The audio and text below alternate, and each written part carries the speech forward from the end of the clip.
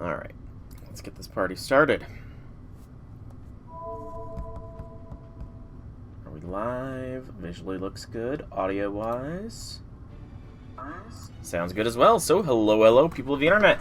It is I, Solar Dragon, here, back with more Fate Grand Order, where they've apparently announced the Valentine's event. I don't have a lot of time to get the Lostbelt 7 done before the next event comes out, because it's early February. So we're going to get it done hopefully soon here today. So I'm going to jump into things relatively quick. We're going to skip over the news segment, and we're going to just claim our daily rewards. Good. And we're going to jump into section 17, the fourth underworld, Yayaohukui. I probably butchered that pronunciation, but it doesn't matter.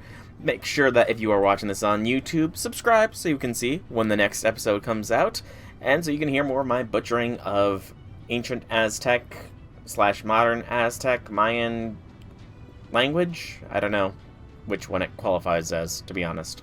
Anyways, let's jump into section 17. Last time, Chichen Itza was kind of abandoned by all the dinos as the Aklema had successfully taken the solar sojourn. And more than that, it was discovered the Aklema are monkey rather than people. So, yeah. We've passed the Metz Titan Observatory on the 7th stratum and will be soon entering the 8th. It took us 6 hours to reach the 3rd underworld boundary and the 6th stratum in the shadow border. We're going to have to walk the rest of the way, but the King of Dinosaurs gave me a job to do, and I'm gonna get it done. It'll be way faster if I carry you through the jungle, and you three weigh practically nothing. Excuse me. You are giving us a wonderfully steady ride, Rock-chan. Even at this speed, we're not getting jostled at all. It's like your legs and torso are completely separate beings. When it comes to pure riding comfort, you even surpass the Sphinx. Thank you, Rock-chan. You can thank me after we've made it to your destination. Even I'm scared of what's up ahead. It's very fortunate you are still in Chichen Itza, Rock-chan. I was concerned that Chaldea would lack transportation for their operation, but it's no longer a problem. On a related note, how are you doing back there, Da Vinci?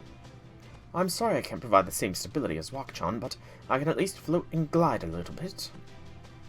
Are you kidding? I'm having the time of my life. I didn't know your feathered arms could also work as wings. They're mainly to stabilize my posture, but yes, they do. If I use the spell Professor taught me, I might even be able to fly like Doomsid. Anyway, I know the 7 of us, Sol, Mash, Nitocris, Da Vinci, Rock-chan, and myself, and Habitat in her base state, are making our way to the bottom stratum as quickly as we can go. But do you happen to have any questions about the 8th stratum, the final level of the underworld, before we arrive? Do you have information on it, Tepeu? There are a few legends passed down orally among Chichen Itza's priests. The 4th level of the underworld is known as Yayaohukui, the Black Line, and is a range of underground mountains devoid of sunlight. It's said to be covered by a steep mountain range, but that those mountains are actually hollow, and there are another mountain range inside them.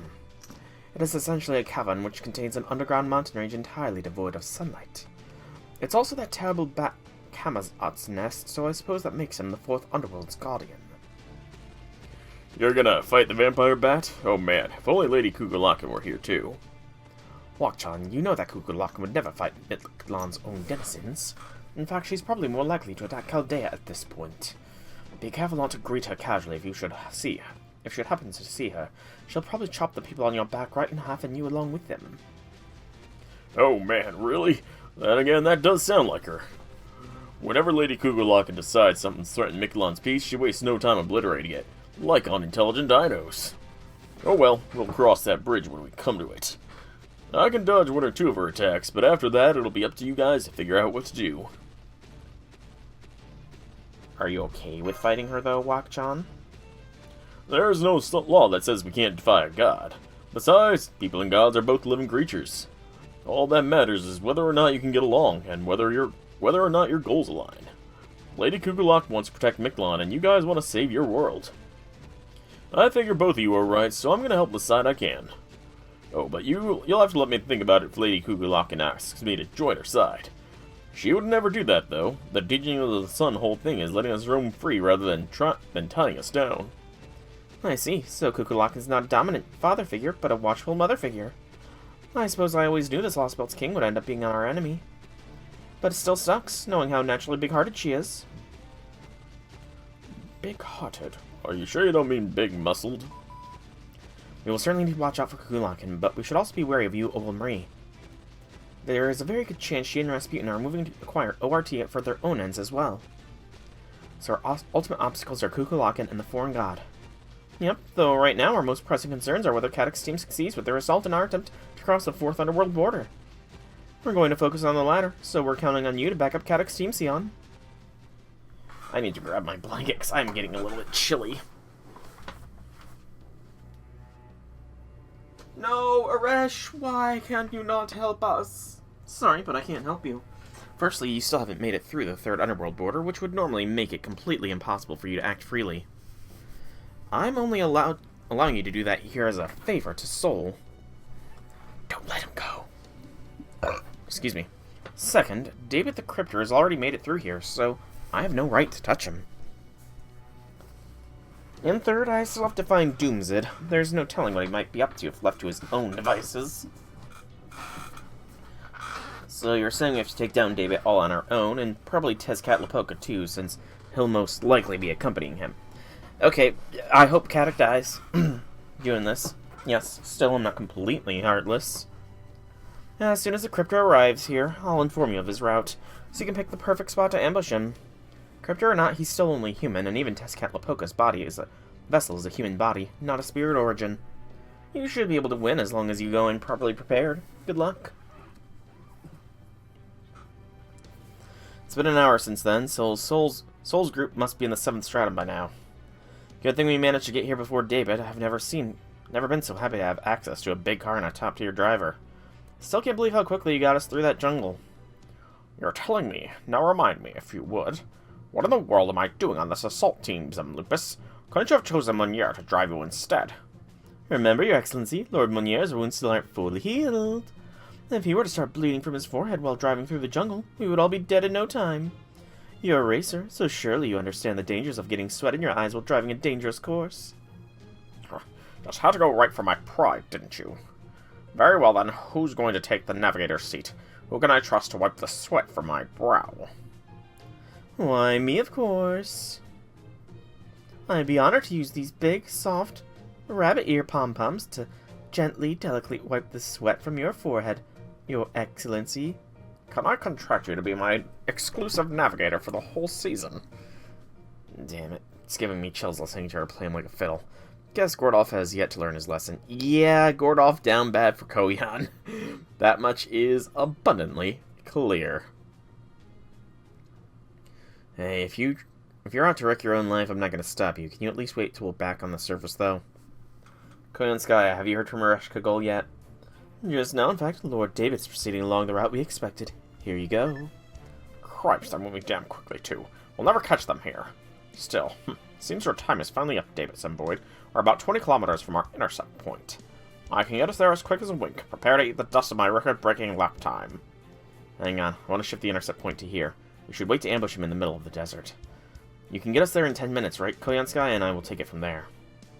I'm going to set up as many explosives and beast traps as possible, so I'll need your merchandise. Of course, just leave it to me. With all these claymores and C2 explosives, not even a rat. No, not so much as a bug will get past us. I'm more than happy to pay them back for what they did to Chichen Itza with interest. Alright, fasten your seatbelts because I'm about to kick this baby into high gear. Let's go set the perfect trap.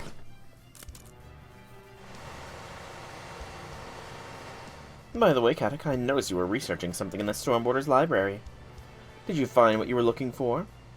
Yeah, I tracked down a record that I think has to do with David's past. You did? Damn it, man. Why didn't you say something sooner? Hey, Deontay, welcome to the stream, Hobby Things. 30 more scales and all skills to 10. Kukulakin or Talalak? I can't focus on what you're saying while I'm driving. It's no big deal. Knowing this information earlier wouldn't have made any difference. I didn't mention it at the briefing, because I knew it would only get an and at best. But I guess now's as good a time as any to share. David Simvoid. If you've ever wanted to know how he became the Maverick of the Clock Tower, today's your lucky day. Woo, story time! There are 3 major factions of the Mage Association. What? I thought the Mage Association was literally just the Clock Tower, and that everything else was a separate institute. Guess not. Egypt's Atlas Institute, the North Sea's Wandering Sea, and the biggest one, London's Clock Tower. Well, it's so big it's basically synonymous with the association. Okay, that's kind of makes sense. Anyway, the Clock Tower is divided into 13 departments. Mistile, Solonia, Evocation, Kishore, Chimera, Brishan, Yumina, Astromancy, Valoe, Jigmeri, Meluaste, Policies, and the newest one established 200 years ago, Norwich. Chaldea was founded by the Lord of Astromancy, Marisbu Anisferi. Naturally, that means most of Chaldea's mages, about 80% of them, are from the Astromancy department. The other 20% were scouted. Kirshtaria, Time's leader, was obviously a young Astromancy genius. I barely scratched the surface. Oh boy. But David, who was said to be just as brilliant as Kirshtaria, came from the Brishsan department. Brishsan, the department which studies mythology and performs reconstructions. I bet they have a lot of dealings with servants too. Huh, don't make me laugh. It makes my mustache quiver. Do you have something to say, driver? I used to think the same thing at first. I swear, this is the whole problem with amateurs. Listen, servants are familiars with spirit bodies, which puts them under evocation's jurisdiction.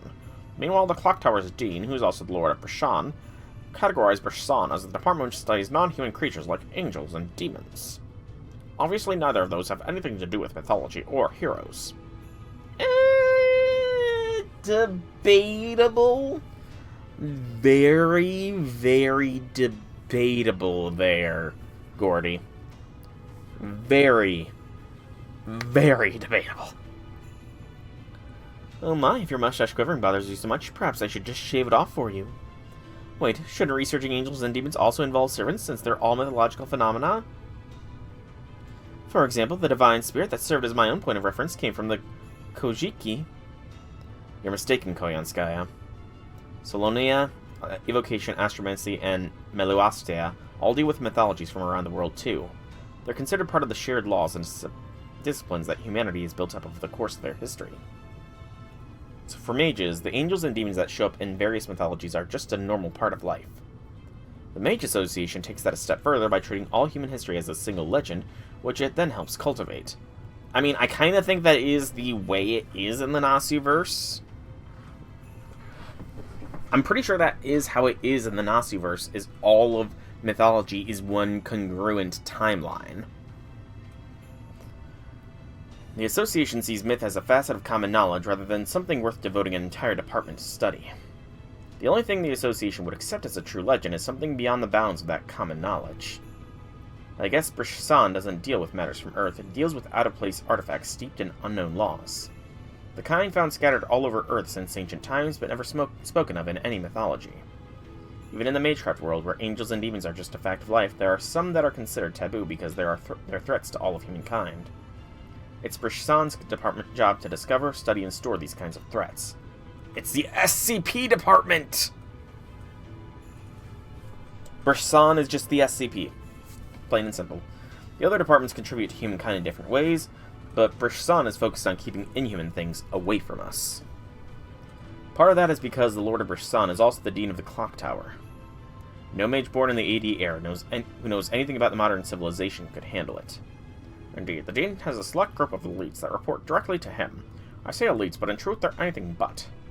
Any who join can never move up. They're little more than slaves who spend their lives working to understand extraterrestrial threats. Suffice to say, it's not easy to quit that department, which is why we can assume Anosphere recruited David directly. With another lord negotiating personally, I'm sure even the Dean could have denied this request. Okay, who is the head of the Brishan department? In Brishan department type moon. Brishan. Oh, it's actually a. So Brishan is the name of the head of the Brishan department. Oh. Because I was just wondering, like, was Zelrech the head of the Brishsan department or something as well? Because, as far as I'm aware, he is the only being in the Mage Association that is that old. And it was fear had nothing to do with it. It made it sound like he had been banished, but the truth is he left voluntarily. I'm sure Director Maresbury did personally invite him, but it was ultimately his choice to leave Brishsan and join Chaldea. I see, so he essentially sold himself to Chaldea. I assume he went back over his records before he left Brishsan then. They were in the database, right? Yeah, all 8 years he spent in Brishsan. But there's not a single record of him before that. There's no mention of him in Brishsan or Astromancy. Whenever a new student enrolls in the clock tower, there's always an entry made for them in Miss Styles' database, but there wasn't anything on him in that one either. All we know is that David was a genius who suddenly showed up at the clock tower when he was 10 years old. Might have been able to find out more if the Policies database had been shared with the Border. That would never ever happen. Policies is also the clock tower's internal investigations agency. Giving outsiders such sensitive information could lead to all-out clock tower scandals becoming public knowledge. Excuse me. Oh my, so that's where you get what you were up to when you get back. So that's what you were up to back when you were in Policies, Your Excellency. I haven't gotten to the real issue yet. The real issue. So you held your fellow mages past over their heads in more ways that skirted the law than followed it. Am I correct? What you were saying, Kadok. Right. At that point, I stopped trying to investigate David's past and started looking through all of Brishsan's records. It wasn't easy since each day's records were individually locked down. Normally, I'd never been able to sift through them all on my own. But luckily, I knew exactly which year to check, and with Sion's help, I eventually found it. There was a file from July 2006 that was just titled Record 5 Minutes. July 2006, so I'd have been 13 at that point. Unfortunately, I wasn't able to decrypt the file's contents. Actually, it was more accurate to say that the file contained nothing noteworthy at all. But on that same day, a strange and inexplicable accident happened in London and in a neighboring college town. Actually, technically 12, because it was July. That day, every single spell in London suddenly stopped working. Of course, pretty much everyone noticed the abnormality, so it wasn't long before it was fixed. The mages figured they must have made a mistake in their spells and decided it wasn't worth reporting. I'm sorry. Actually, no. I was about to ask, do mages lack common sense? And the answer to that question is probably yes. You shouldn't just assume, oh man, my spell stopped working. Hey, did your spell stop working? Yeah, my spell stopped working. And we must have both just messed up at the exact same time. Yeah, there's nothing bigger going on here. Surely nothing bigger's happening. As a result, the incident was never made public, and nobody at the Institute was ever held responsible. I'm quite sure I would have recognized this as a major incident if I had been there at the time. Since so many people never knew about it, does that mean it happened in the dead of night or something? Your Excellency, do kindly shop. So this record 5 minutes file from Brishsan is dated the same as this incident when every spell in London stopped. That's right. What happened was an angel relic was exposed in the prep room for one of Brishsan's facilities. An angel relic. In a real-world time, it was only exposed for 0.2 seconds, but that was thought to have been enough to shut down all of the clock tower spells. An angel relic shut down all of the clock tower spells. And so presumably here, Brishsan department deals with sort of extraterrestrial interpretations of angels and devils. Maybe they, I don't know why they are referred to as angels and devils in that case, but they seem to be more about preventing extraterrestrial threats from interacting and interfering with humanity. So an angel relic is not necessarily a relic of an angel like a divine angel, but some sort of figure from the heavens, aka it's an extraterrestrial artifact, essentially. So an extraterrestrial artifact shut down all the spells in the clock tower. There's no record of who that room belonged to anywhere. It's gone from every document and from the mind of every person who could have known, so there's no way to look it up. My guess is the only one who might still remember is the Dean. At any rate, whoever caused such an incredible damage that every mage in the clock tower, even if only for a moment, became quite literally non-existent. However, records of that incident state there was a single survivor in the prep room. Given the situation, he was almost certainly that teacher's son. He was 10 years old at the time, but he soon went missing as well. A few months later, on the Dean's personal recommendation, a boy genius with no prior record suddenly showed up in Bursan. As you can probably guess, that was David Semvoid. The records didn't list his actual age, but physically they said he looked to be about 10 years old. So my take is this: the boy who lost his father to the angel relic must be David. I see, so as a boy he lost his father and proof of his lineage. Although this angel relic, isn't it one of those dangerous artifacts that will drive you mad just by looking at it? According to one popular theory, these artifacts will vaporize your brain before transmitting a signal to beings that drop them off on Earth. So that would mean that ever since then, David Semvoid has been... I see. Now I understand. David Semvoid was omitted because his way of thinking and living never belonged to humanity in the first place. So, the Angel Relic was activated. It sent... Here's my theory. Angel Relic activated. Presumably, David's father activated the relic.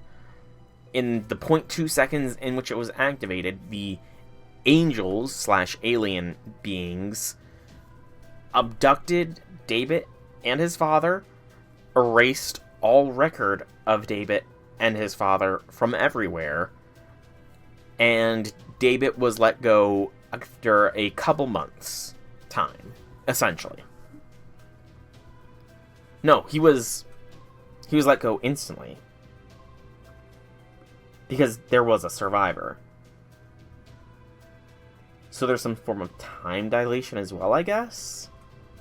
I mean, that could make sense. It's weird. Still too little information, but that's a rough theory. Those are some of the last words Lord Kristari wrote about him, right? So if he's not part of humankind, he must be one of the foreign gods' subordinates bent on taking over Earth. Sorry, but that's all the time I have to talk. We've reached the intercept point. Clearly, he's not a foreign god disciple, considering he wants to destroy the Earth! Gordy? Cut the Shadowborder's engine and set it to camouflage mode over by the sand dunes. Let's go, Koyan. I need you to set... No, you don't get to call her Koyan. Koyanskaya. That's all you get to say, Kadak. I need you to set enough landmines across a 500-meter radius to make this place a hell on Earth. Nope. I'm wrong, but I've not even been proven wrong yet. Okay, so you said I'll find out more in this next era. So another new battle mode. Okay. Excuse me.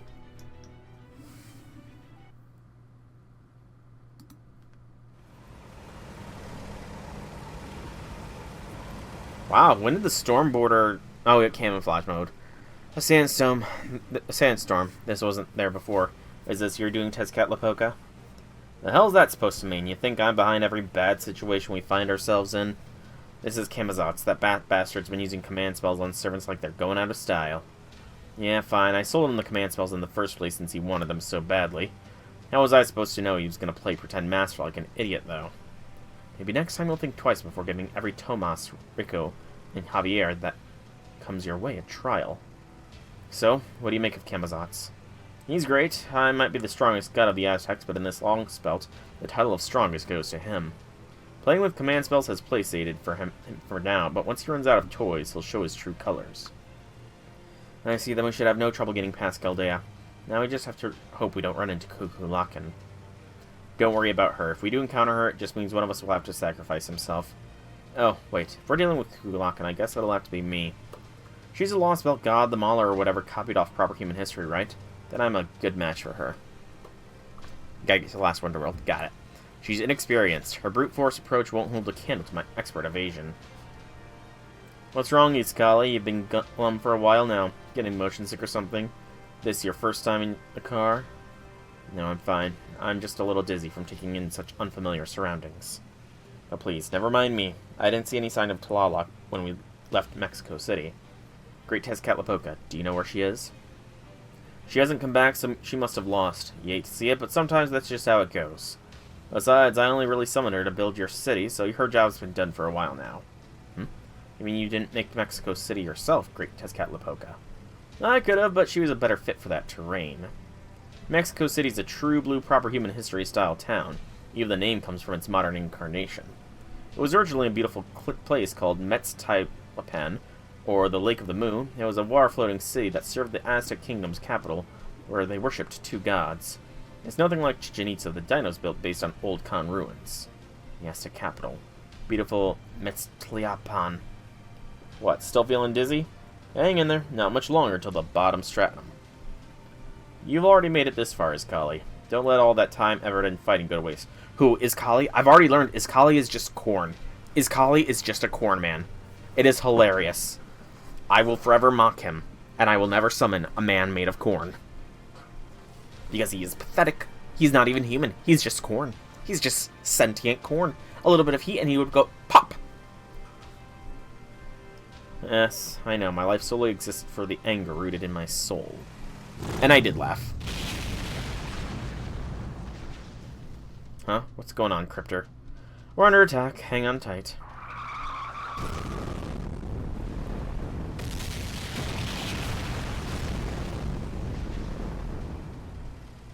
Oh, nice one, David. Where'd you learn to drive like that? Were you a stunt driver in Hollywood or something? No, he was a pro skateboarder! That's what the memes say. Though the memes are slowly being proven wrong. I mean, he could have been a skateboarder before the angel artifact situation. Maybe he was. Maybe there's still a chance for the memes to be correct. Unfortunately, I only attended an online driving school. I used to like movies, but I haven't watched one in years. Alright, we're past the minefield. Luckily, our suspension is still intact, but... But what? Now we have a divine spirit servant up ahead to deal with.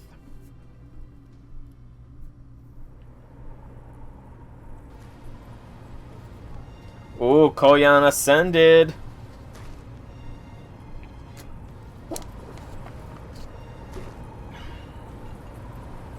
Koyan wants revenge for Tezcatlipoca kicking her ass before. Welcome to my humble domain, God of War. This minefield was just the tip of the iceberg. I've got plenty more explosives where that came from. Now that I've formed a magical energy connection with both Kadak and Guerl, there are no limits to what I can do. Behold, I've become an almighty god of weaponry. This desert will be your grave. You have been warned. Looks like we've got a weapon goddess. Is she a friend of yours? Never seen her before. This sucks, though. I don't see any way I can win. I see. Then take Iskali and get out of here. As long as you make it there, nothing else matters. Got it. Later, Master.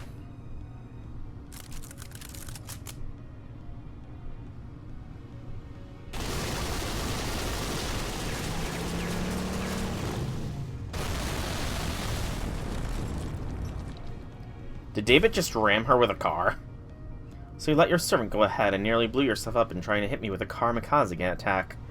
Isn't that the opposite of what you should be doing? Why aren't you letting your servant do the fighting here? Any normal human master would send their servant to the front line while they escaped. Did David take a book from... Did he take a page from Shiro Emiya's book of being a master? Oh, pressing the wrong buttons. I'm surprised to hear a disciple of the foreign god, or at least someone who enjoyed playing the part of one, lecturing me on how to be human. Then again, it seems you're on Chaldea's side now. I'm especially impressed to see that Kadak formed a contract with you, even if only temporarily. So they chose to supply a beast candidate with not one but two magical energy connections. I can't muster any surprise at this point, but humans really do walk a razor's edge. They always do whatever they can, no matter how dangerous, with the full understanding of what will happen. Uh-oh. What was that?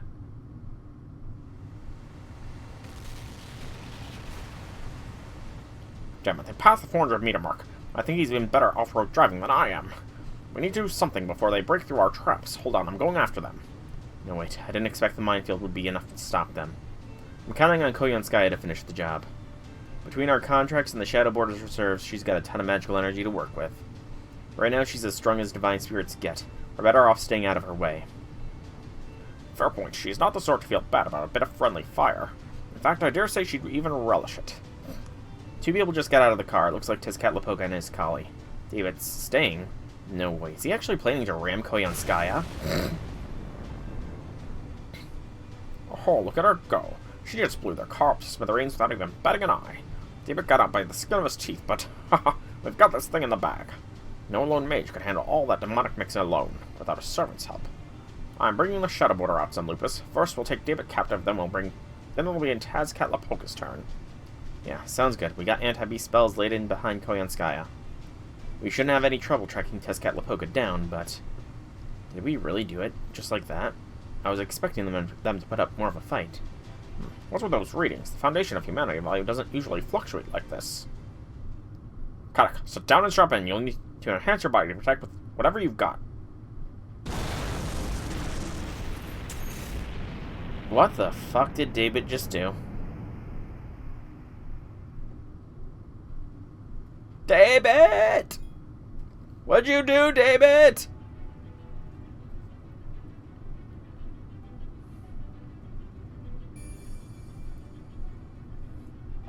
Finally, a battle node!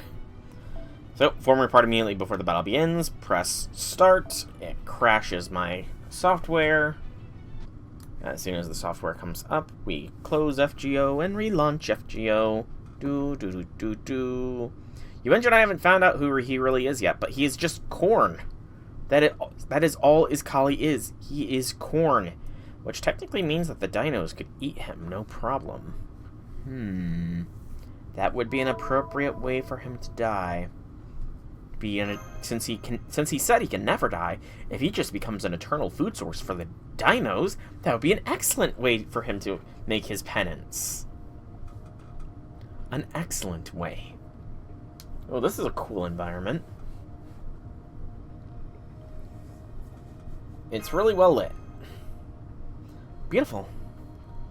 I assume that sparkling is coming from gemstones. I feel like I'm looking up at a starry night sky. I see the path we need to take is similar to the second underworld, with lots of narrow cliffs. Wakchan, why don't we put our passengers down and proceed the rest of the way on foot? I think it would be dangerous for us to run here, too. Right on. Wow, I would have never thought this underworld would be like climbing a mountain from the inside. Looks like no matter what path we take, we're ultimately going to have to cross the peak to get to the other side. But hey, at least the slope's not too steep. Even if we do start to lose our footing, we can just climb back up in no time. I'm afraid it's not that simple, Wakchan. The bottom of this canyon is practically churning with dead spirits. If you fall down there, they'll be all over you so fast you'll never be able to climb back up. So we're dealing with a path to the underworld that's literally trying to drag down the living. Got it? Okay, guys. Let's go in single file so we have as much path to work with as possible. Sounds like a job for me and Mash, then. We'll take the front of the line. Mash, if an enemy threatens to throw you off balance, hang on to me. I can keep us floating for a few seconds. Understood. Thank you, Habitat. Hey, we get to see us again! It's very we've been seeing... This is fun. Okay, that was good. That was good. I'm doomed? I'm not doomed. Having Wakchan near the rear summit, near the rear was smart. He won't let any enemies get to us. So, Da Vinci, which part of proper human history would would this fourth underworld correspond to? Well, unlike the others, nothing here really screams it's totally this, as far as I can tell. But if I were to guess, I'd say it's probably proper human history's seventh layer. Oh boy. Teoloqualoyan. Teololacuan was said to be the home of a terrifying starved jaguar that would attack you and eat your heart if you chose the wrong path out of fear. This jaguar was also said to be Tezcatlipoca's tonal, the heart of the mountain known as Tepeyoto. Heart of the mountain. I believe it refers to a jaguar which is about the size of a mountain. That's a big cat. And that's the trial of Telayokulon, getting past a terrifying monster. Since this is the fourth underworld where Camazotz lives, we're probably going to have to face a similar monster. Probably Camazotz. I see, so the condition for us to travel through this underworld is fighting a monster. Master, let's discuss our current combat capabilities. Are you able to summon normally? Yes. All good, can summon no problem. We're not going to lay any blame on Aresh. Good, let's stay alert and as we go, and we're sure to make sure we're ready for an attack at any time. By the way, Senpai, do you have any other convenient underworld items? I mean, you were so well prepared for the others that I thought you might have something for this one. Mint incense, bat repellent, and a raincoat. Bat repellent. Bat repellent. A sheer raincoat. Let me take a look at it. This is made of anodized aluminum oxide membrane. It's the same material they use in spacesuits. Why would you need something like That's right, I just remembered. It wasn't too long ago that the 8th and 9th strata were awash with cosmic rays. Soul, put on the raincoat, now! The radiation levels here won't affect servants or dinos, but that prolonged exposure would definitely harm humans. Ah! That was an expression for MASH. If I don't know the gimmick, I will fail. I'll be fine. No way, she just changed his outfit in barely more than half a second. MASH has plenty of practice with that. Thanks, MASH. I'm sorry, I just kind of acted before I even realized what I was doing. Don't apologize, that was a perfect reaction. You were like a mother who perfected the art of putting a jacket on her kid right before going out. It's a good thing you were so quick, MASH. Soul should be fine since we're still just at the entrance, but it would have been really bad if we kept going. Nice job thinking ahead, Soul. If you hadn't thought to bring this along, we would have had to go back to the border for materials to make our own.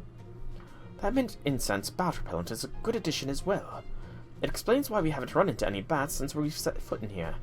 Bats are 10 times faster and hungrier than the carnivorous insects and quite vicious too.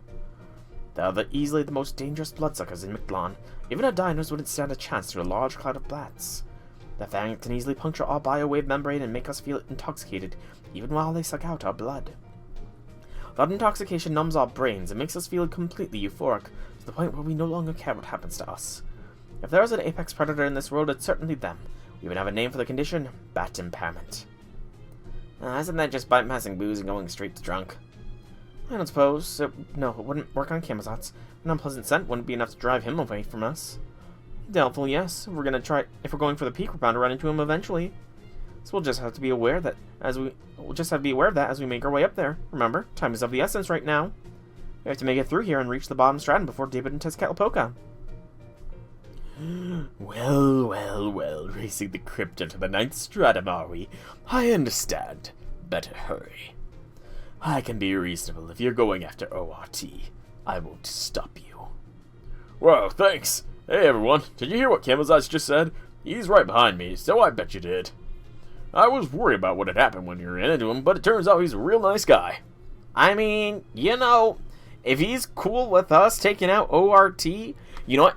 It makes sense that he would be cool with us taking out ORT, actually. It makes sense. Because, I cannot remember her name, but she did say that ORT did wake up a while ago, and that it took the combined efforts of dinos and the Khan warriors to put ORT back asleep. Given that Camazotz is the last surviving human, ergo he is from the Khan dynasty, he probably has a vested interest in making sure ORT stays dead.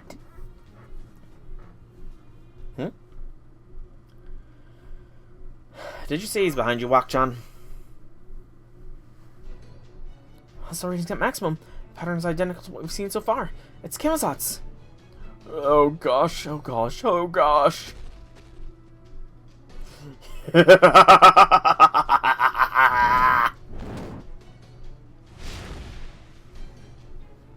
How terribly tragic. Here you are throwing your lives away because you thought you could defeat the enemy awaiting you. Granted, wasted lives are more funny than tragic to me. Death is good for a laugh. So you can go. Why visit the underworld when I can send you to hell right now? Let's see what kind of fight you've got in store. Let's see what kind of sacrificial blood you can spill in Mictlan's final days. Now bow to the king of the underworld, lord of the spring of death. Be grateful for the generosity of Camazotz, the wings that hold your fate in their claws. More Khan warriors. I'm so sick of listening to that bat Perlon, so we need to change our formation. I'll send Tepeyu and Wakchan up to the front, while me, you, and Da Vinci handle the skeletons. Do I have to use you and Da Vinci?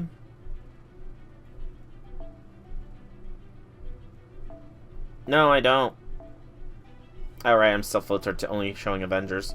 Select all. Yep. Default. There we go.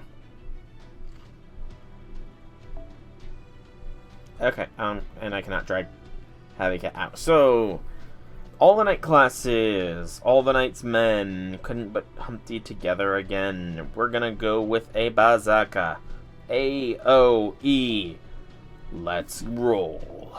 I gotta remember that I have these filters set up. We'll go... No, we can go sumo power. And then Scotty with her CE. And Castoria with her CE.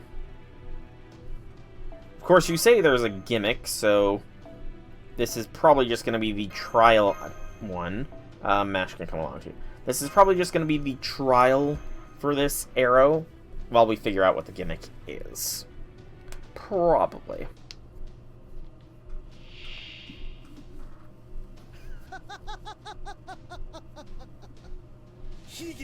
Tragedy. What greater tragedy is there than this? The bliss of not knowing your enemy's greatness.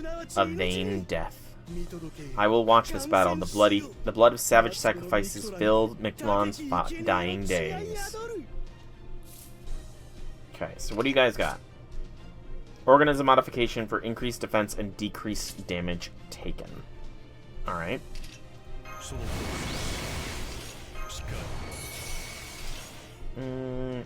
That can wait.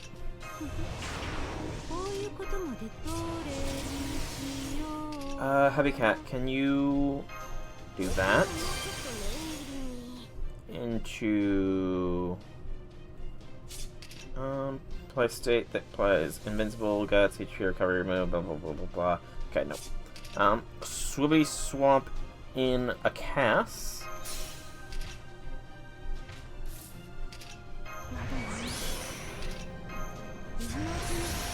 To make this hit like a train. There we go. That should do. Hopefully, at least. This is a little loud in my ears. Of course, again, I was told there's a gimmick. So this will be the true test. Okay, so the damage resistance is pretty high. But we crit like a beast. And we have another NP at the ready as well. Nice. We got just enough to get another NP off. We'll do that. Beep, bop, boop.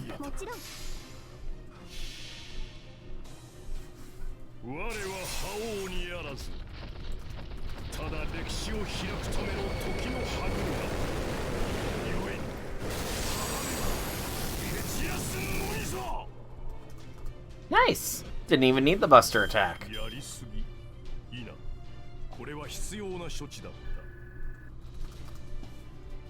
Beep, bop, boop.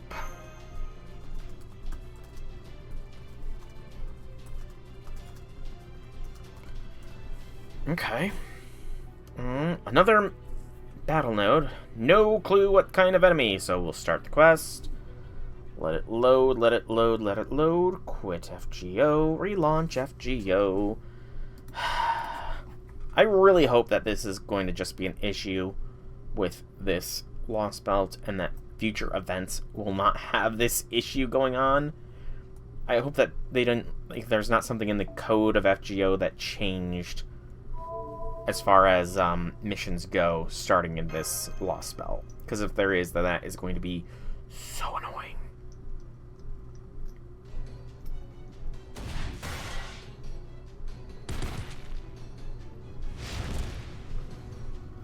So you triumphed over my warriors in Khan. Not bad. Makes me want to taste your blood that much more. But things being what they are, I'm willing to tell you about a shortcut. Can't have that crypto catching up to you, can you? I'm oath-bound not to attack, damn it. And the more time you waste fighting me, the more more likely you are to lose to him. So what do you say? Want to give my shortcut a shot? What do you want in exchange? I want you to hand that woman over to me. Neato burrito. Good deal, isn't it? Nitocris, how do you feel about Kimzats exactly? I think you might have won his affection. I think he's one of the mythical yandere. Well, not necessarily mythical, but terrifying. Is Camazotz a yandere for Neato Burrito? I'll give up my dream of being humanity's last master, and you get to keep breathing. Of course, giving up on your dreams isn't any fun. Changing them leaves you feeling hollow, lifeless. You're human, so I'm sure you can understand how that feels. You can trust me on this. A king only speaks truth. If my enemies wish to surrender without bloodshed, then I have no need of their blood. What will it be then? Will you hand her over and prevent bloodshed, or keep her and let the blood flow? We're gonna fight you here now. Well, now I'm just going to kill you, drain your blood, and take the woman anyway. Honestly, I don't know what I was thinking. This is by far the fastest, surest way to do it. Suits me so much better. You'll never lay eyes on ORT's coffin.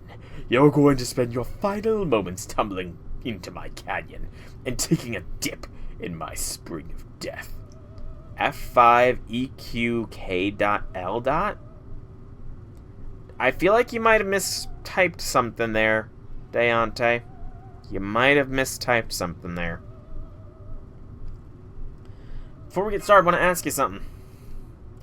Oh, what is it? My favorite color? Dark purple. Also, dark red. And dark brown. What of it?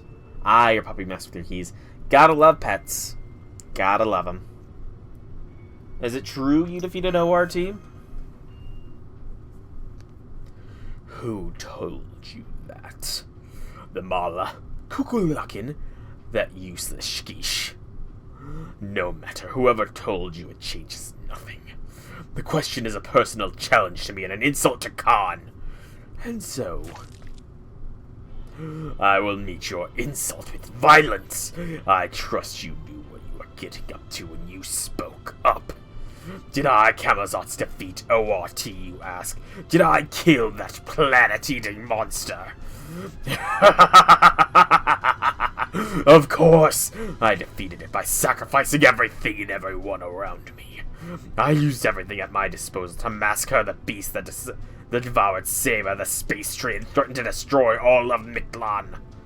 I plunged it into lava, tore open its chest with my talons, ripped out its freakish entrails, and left it a silent husk. Don't believe me? Well, then I'll show you the form I used to do it.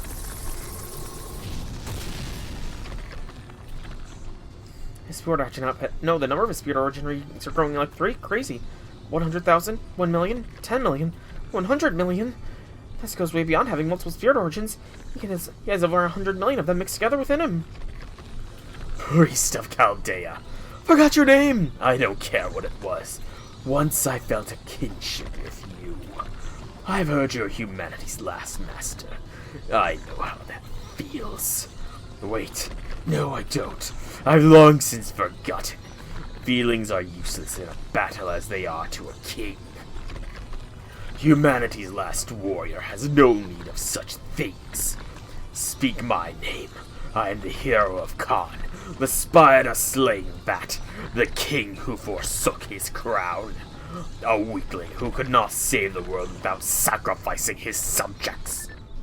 That's a beast. You cannot see, but I literally just got chills.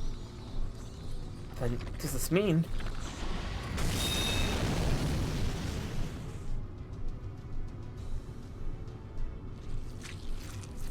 Whoa.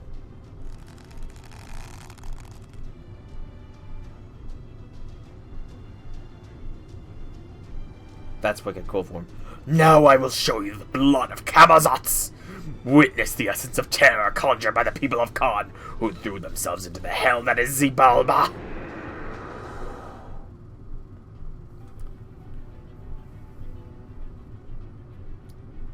So he's a beast.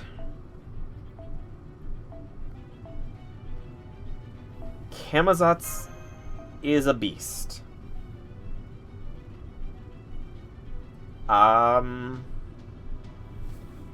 It's your CE that gives you... It's your Bond CE that gives you anti-beast shit, isn't it? It's your Bond CE, right?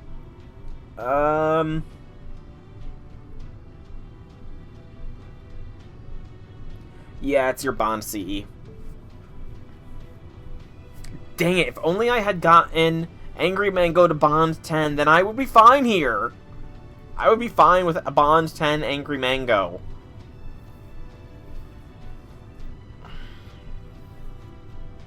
I don't know.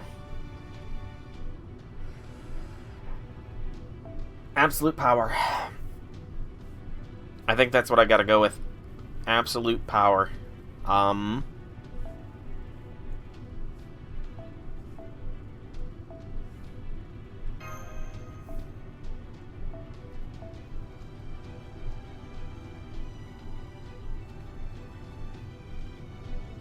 wait, I'm still filtering. That's why I wasn't finding what I was looking for. Let's gotta do that. Castoria. There. Waiver. Let's give this a shot. Let's see how absolute power works. No, I wouldn't. Absolute power's not a good idea?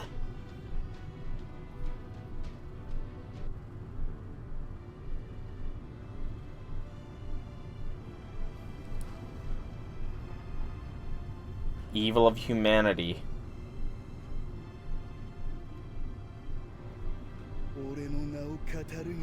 Speak my name. I am the hero of Khan, the fire-slaying bat, the king who forsook his crown. A weakling who could not save the world without sacrificing his subjects. Now I will show you the blood of Camazotz. Witness the essence of terror conjured by the people of Khan, who threw themselves into the hell of Xibalba. Reflective Odd Wing. Okay. Resistance to NP damage. Gotcha. That's annoying. That is very annoying. Stall time. 1.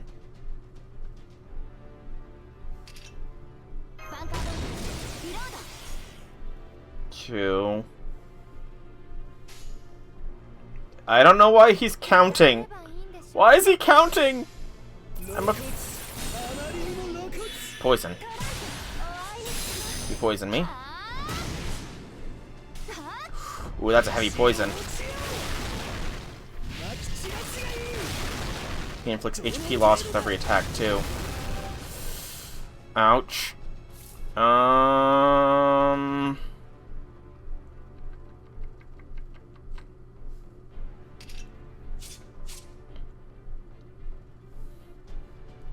2 turns.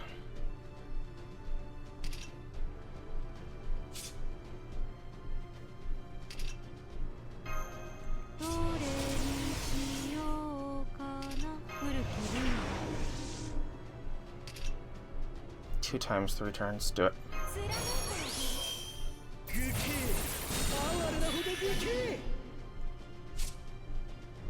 Buff success rate down. Okay. Not sure what that means. Casters are super effective here. Interesting. Very interesting. You just inflicted terror. Son of a bisque.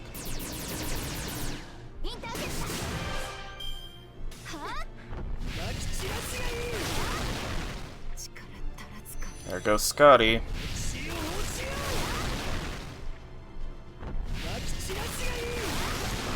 Nope, survived by the skin of her teeth. What did you just get? What did he just get? Increased number of actions. Lovely.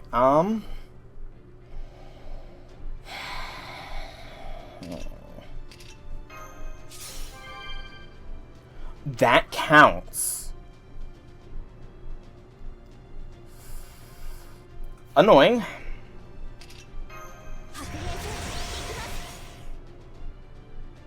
Very annoying, that.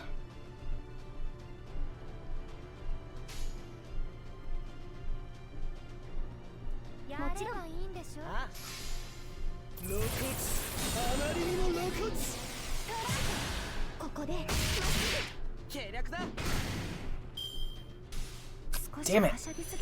Poison isn't supposed to kill you!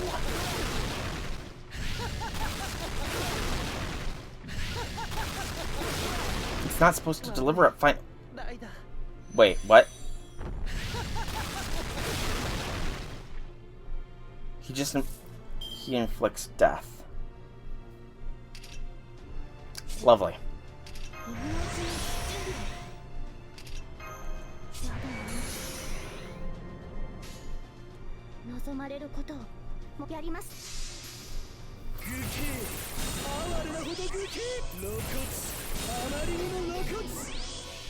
He's applying a bunch of debuff or buff immunities onto me too. Okay. Anything you will do will trigger something bad.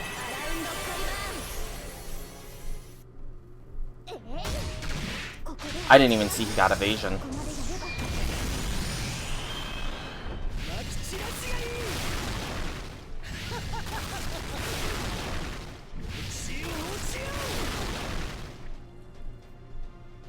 I didn't even see that he had gotten evasion. Okay. Interesting.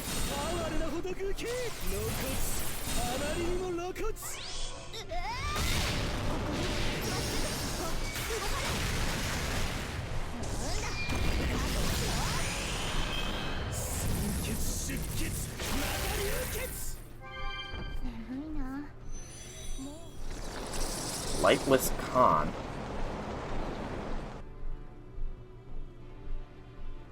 I was meant to lose that! I just started strategizing what I was gonna do in the second attempt. I was thinking of bringing Sun Zong in since she has such OP shit. Sun Zong or Orion. Actually, Orion might have not been a bad idea. I was theorizing what I was gonna do next.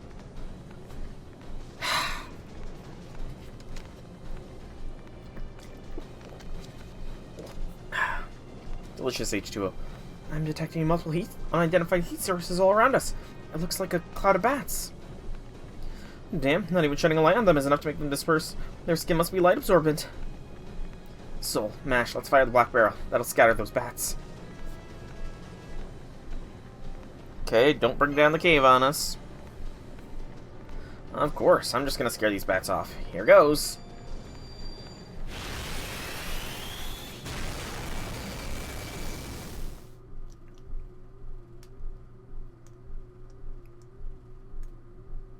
She can't stop it either. Who's she? You did it! The bats just scattered around the cave. And Kimazat's is gone too. I heard him flapping towards the sky. He must have flown off towards the peak. He totally took Nito Burrito with him, didn't he? I don't understand. Why would he retreat when he was so clearly winning? He didn't. He took Nitocris. I knew it. You're right, I don't see her anywhere. He must have made off with her under the cover of darkness. Dun dun dun.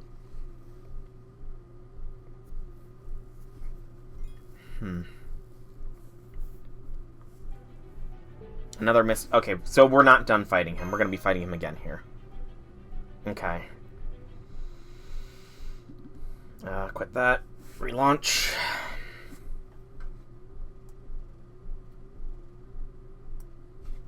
Hey, J6. Welcome, welcome, welcome to the stream. Happy things, happy things. We are facing, a beast. Wait.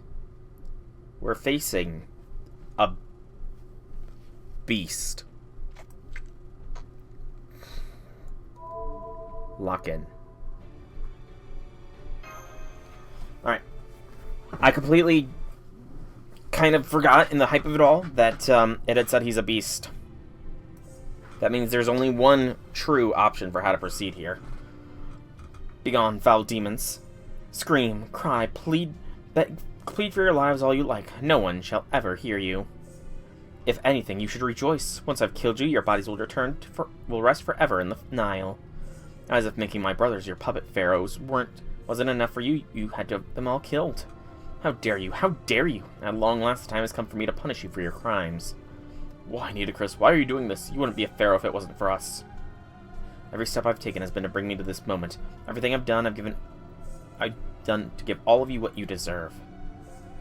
It's the only thing that has given my life purpose, just as you chose me to be your next puppet. I let you think you control my mind, my body, even my dignity, however you like.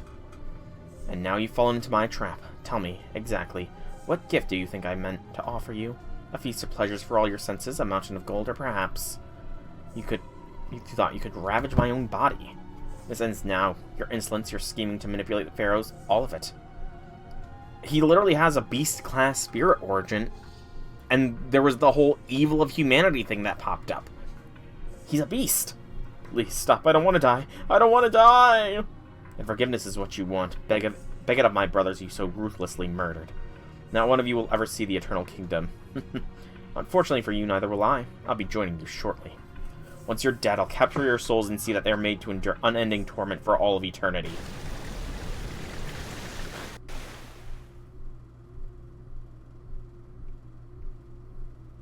I mean, he was the last surviving human.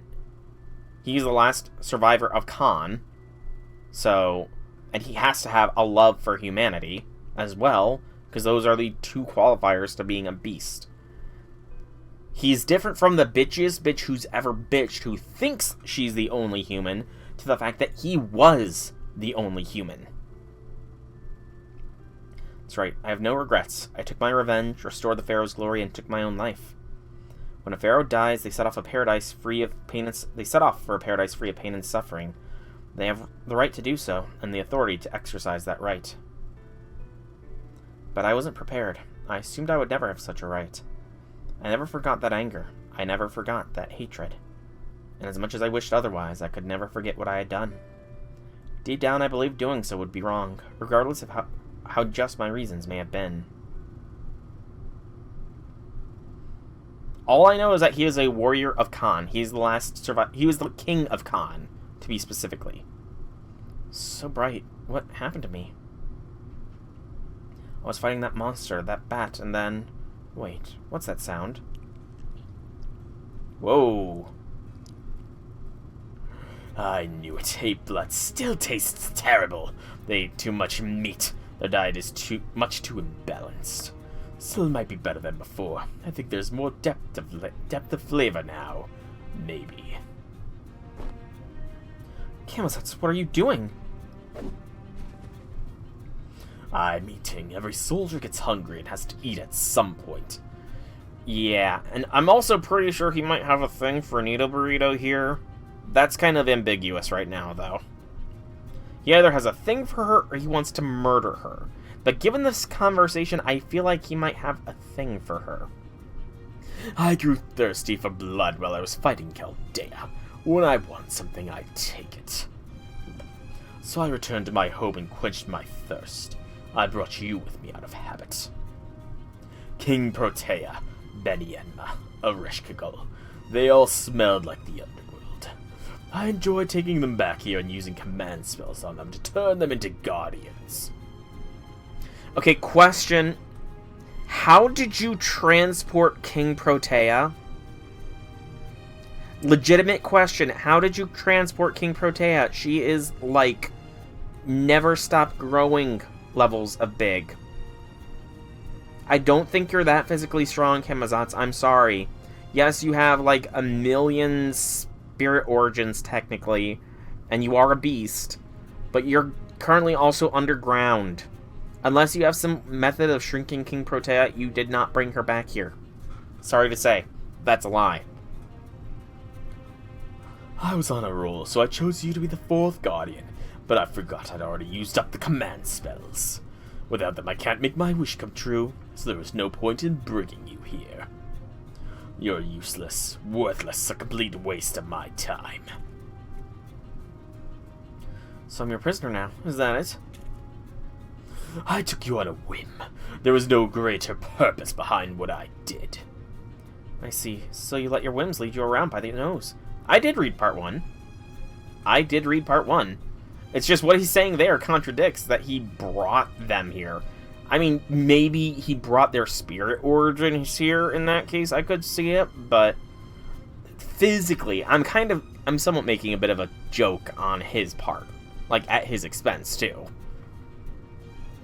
I'm somewhat making a joke at his expense, too. Come on, guys. I don't forget things that easily. Is that why you rescued us from Talala, too? You had no reason to fight her. Back then you had a nasty air about you, a wavelength at a pitch I hated hearing. You still have that air around you now. A nasty air, Only fools let their efforts go to waste. Kamazatz is no fool. I'll see to it that bringing you here was worth my while. Answer my questions, Necromancer. How can you still remember them? Why did you take your own life after accomplishing your goal? How do you know about that? I'm quite certain I never told you about my life. I told you I have good hearing. The Khan ruins aren't far from Chichen Itza. Yeah, they did fall into the underworlds, but the underworlds are also disconnected. Unless he meant that he brought them to his home, as in the underworlds themselves. In which case, he could have definitely clarified that a little bit better. I'm just saying, the way he said, I brought them to my home, made it imply that, yeah, I dragged all 3 of those servants to my home beneath the mountains in the 8th stratum, which I was making a joke because King Protea is ever growing, and the idea of little tiny Batman Kamazatz taking King Protea all that way and not being seen by a single person is hilarious. It'd be like a bumblebee dragging a human to their nest. And we do not talk about the Bee movie here. I don't know if that happened in the Bee movie, but if it did, we do not talk about it. And I do not have the memory of a goldfish. Ever since that wind carried your story to my ears, I've been a third mad. Answer me, you got your vengeance. The freedom it gave you should have been your life's reward. In spite of that, you robbed yourself of your life. You didn't even go to this paradise of yours. I can't understand it. Why would you refuse salvation after overcoming such hardship? What could have possibly been worth throwing your life away? I was so focused on my plan to kill my retainers that I never had a chance to prepare for the journey to paradise, so... I still don't think we died. I think Tezcatlipoca scammed us. I think he scammed us. You know. I feel like he executed an elaborate scam, like a Ponzi scheme or something. He probably figured he could buy our command spells off of us, sell them to somebody else, and they would grow into more command spells. No, that's probably what he told Kamazatz. He probably told Kamazatz, hey, I got these command spells for you. If you sell each of these, you'll get more command spells back. And that's why he made 3 servants his guardians. Totally. But others would have seen him do it. You're lying. I mean, you know, I have no more words to say on that matter other than what Kamazatz said. He doesn't believe you. You're a king with no foreign enemies. Once you killed the retainers, you would have had all the time you needed. You claim to have done it so you could torment them in the underworld for eternity. That's a lie, too. The underworld itself would have seen to that for you, even without your involvement. No, you never had any intention of going to paradise. Why is that? Answer me honestly, I'll know if you're lying. The only thing I don't understand is why you did what you did.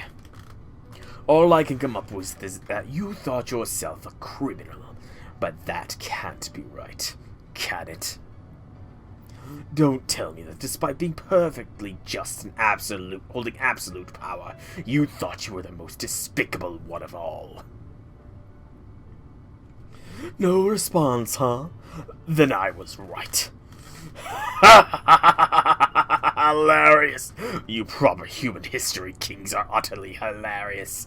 You spent your life seeking revenge, finally achieved it, then turned around and proved yourself a criminal worthy of judgment by condemning that very same part of you that sought revenge in the first place. What impossibly foolish woman you are. Your will is as strong as the sun itself. You think you chose all to fall upon the sword of your convictions, rather than become a god. I understand now.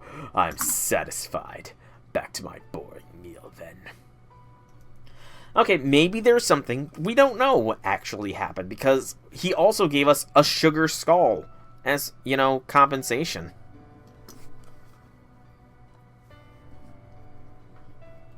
I mean, I do, though. We have our command spells back, but we're not a master. Because we gave him the proof of our masterhood, which would mean that when we gave him our command spells, we gave him that proof that we are a master. We've reclaimed our command spells, but not the proof that we are a master. Common Nasu-verse logic there. Wait just a moment. It's not fair I'm the only one whose past is being dredged up here. No, never mind fair. It's downright infuriating. So I'm going to ask you a question too. Understood? Fine, but keep it brief. You claim to be the king of the underworld, the true king of Mictlan, even. So what do you think about Mictlan nearing its end of its life? Soon the sun will reach its critical mass and disappear. Are you going to disappear along with it? Only Mictlan will die when the sun goes out. I will never change. The dinos will accept their extinction as they did before. But not me. I'll never go extinct. I can live off the heat of the land alone, even without the sun. That's how Khan grew for 100,000 years, the time it took us to go from simple mammals to humans. 100,000 years of history and dreams made their body, and for these past 6 million years, I've kept on surviving. My kingly authority's immortality, that's my only weapon. No matter what happens, that will never change. Whether the sun dies or ORT destroys the planet. So long as you just forget everything, the past will be forever unremarkable.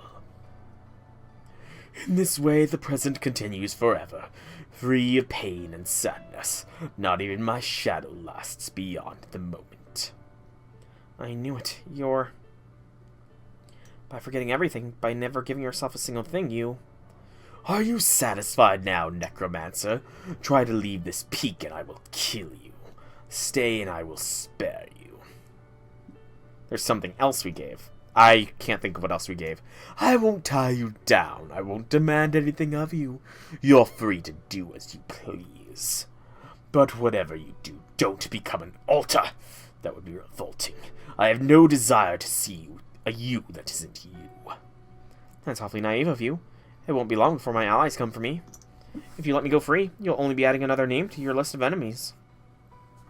Don't be ridiculous. They're not coming here. Even if they were complete morons, they would have figured out that they don't have a prayer against me. No halfway decent warrior would dare challenge a King Camasos, especially not over a single servant. He'll be here. Even I question the wisdom of his actions, but I'm absolutely certain he will come. Care to wager on it? I can't be said to be a wager when the outcome is not in question. But okay, what the hell. Chances like this don't come every day. Once your companions have fled Mictlan, you're going to tell me your name. You're going to offer yourself to your king. He totally has the hots for her.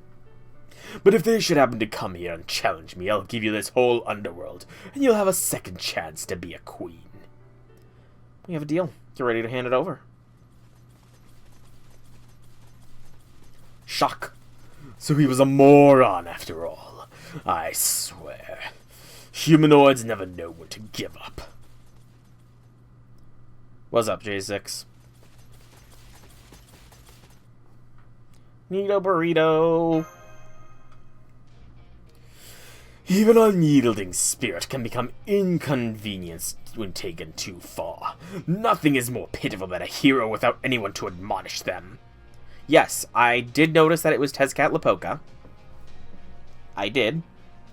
Because back in the, India, Singularity, or Indian Lostbelt. When David first arrived, he arrived with a Grand class servant, and I'm pretty sure there was mentions of his acting like he was a berserker back then. That, or it was in the promotional material for the various Lostbelts or something, that he had summoned a berserker or something. I just remember that even before Lostbelt 7, it was common conception that David had summoned Grand Berserker. So Tezcatlipoca is technically the Grand Berserker, but he also is a ruler class servant as well. But there is 4 aspects of Tezcatlipoca. Blue, red, white, and black. So perhaps one of those aspects of Tezcatlipoca is the Grand Berserker. By the way, welcome Zahak. Welcome to the stream. Happy things. Yes, I'm about to face Lost. Beast 1 Lost. What do you mean by Beast 1 Lost? Well, yes, that too. I recognized his sprite there too. I'm sure I even commented on it back then. Okay, what I missed some lines. Even unyielding spirit can become irreverent when taken too far. Nothing is more pitiful than a hero without anyone to admonish them. Still, I welcome you. I'll slaughter you. I'll gladly take this chance to shower the peak of the 4th underworld with fresh blood. Priest of Chaldea, you and I have known each other for some time now. I've seen Tezcatlipoca White. Well, Tezcatlipoca Black is the one that hangs around Daybit. Tezcatlipoca Blue, I think it was King of Dinos. So I can't think of white or red that we've met. I'm going to enjoy cutting off your head and bathing in your blood. But once I have, that pleasure will be in the past and I'll have forgotten all about it. That's a painful thought, so I'm going to take the opportunity to thank you now, while I have the chance. David is an infinity mirror. That more fighters you throw at him, the more shadows he'll call upon in response. Get all that? Then let the feast begin. Bring the hero's blood to his altar. Lead the followers of humanity to their grave. For now is the time to kill our proper human history neighbors. Alright, he did mention that, didn't he?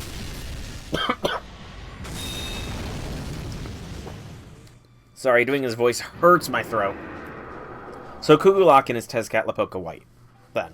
So you've not seen Tezcatlipoca Red.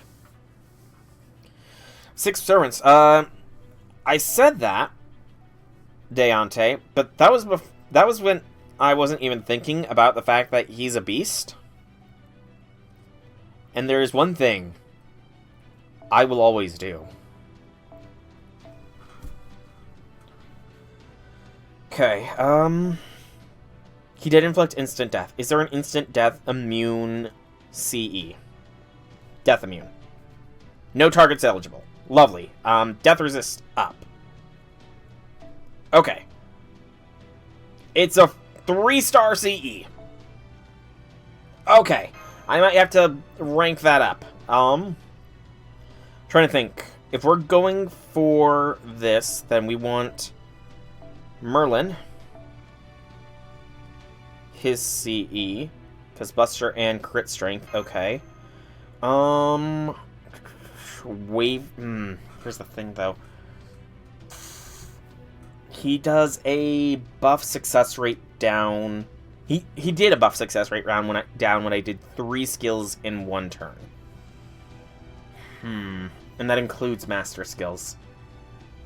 So I need to think this plan through properly. First 3 skills will always go off. That is a guarantee. Following 3 skills are not a guarantee.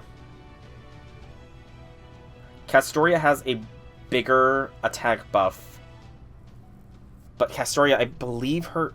Let me get these guys out. Okay, so Buster effectiveness when he's on the field. Castoria CE attack by 10%. So... Casters, but I'm not worrying about that right now.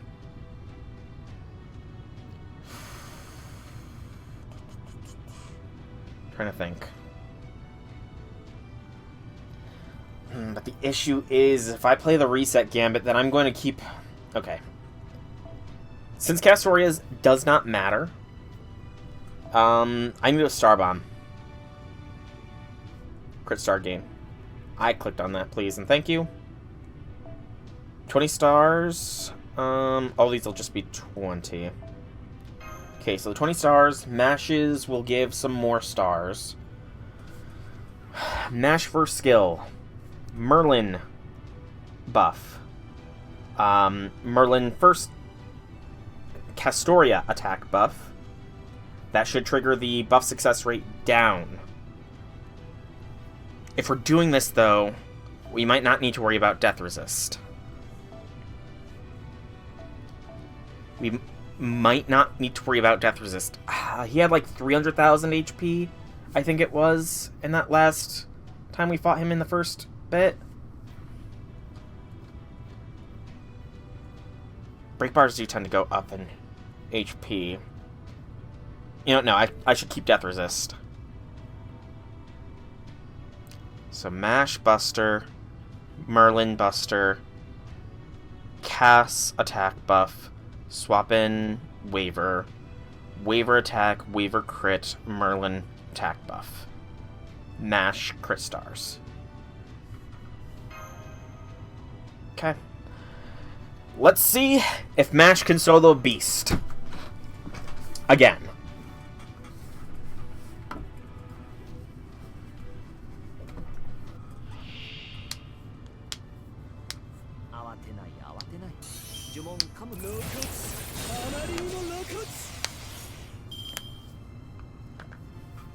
Nope.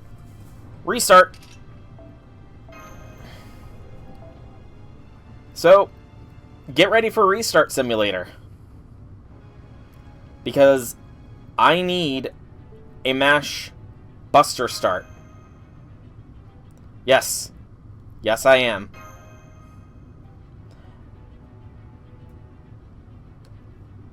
Restart. You're not going to see until I can get a proper start here. I'm going to try, at least. Mash has beaten down so many other beasts, she should get a chance to beat down this one. Nope. Withdraw. Only one Mash card, and it was a Buster, mind you, but I need a Mash Brave Chain for the crit possibilities. So yeah, it's just going to be a black screen because my software does not like going from the Mictlan main map to battles. Yeah, I know. As soon as I get a viable start, I will be getting the black screen back, or making the black screen go away. Excuse me. So, while we're waiting on the proper start, how's everybody's day been going so far? Hope everybody's been having a good day today, this Friday, January the 24th, where we are little more than a week away from February. Good lord, time flies. Like, time is flying so fast. It's hard to think that that January's already almost done. Hard to think. Still struggling? Understandable, man. Understandable. Like I said, I've been where you are. No. 2 Mash Buster and Arts is decent, but not good enough. You want to fight ORTU already? I mean, are you behind me or are you ahead of me? Out of curiosity, Zahak, as far as the story perspective goes. I mean, I might not be supposed to win this one, but I'm still going to try to win this one. I cannot call myself Mash's biggest fan if I do not have her take on every beast as solo as possible at least once. I think that's good enough. Okay. It's not a Mash Brave Chain that we're going in here at, but it is 2 Mash Buster cards with a Castoria Buster card as well, which means that... oh wait, Castoria is going to get replaced. Hi, Roxas. Welcome to the stream. How be things? It just occurred to me that my current strategy calls for swapping Castoria out, so I might not necessarily get a Buster Brave Chain here. We'll find out. We will find out. So, order of operations here. We do this. 1. We do this. Probably, yes. We do this. Oh, actually, no. Beasts are not. Beasts are very specifically not threats to humanity, so we will not do that. 3. So buff success rate is down. Dreamlight Charisma. Succeed. Swap. Waver. 4. Castoria. Crit Strength. Yes! Everything landed. Everything has landed.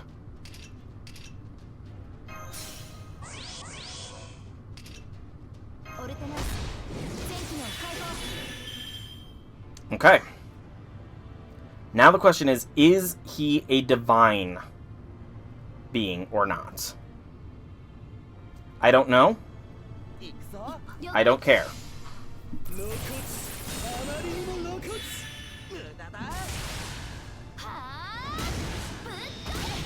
Okay.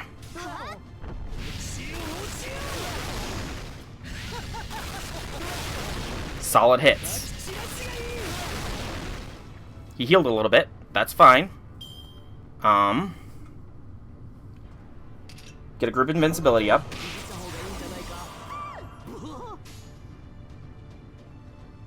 And then do this. I did notice the invincibility did not land for Mash this time.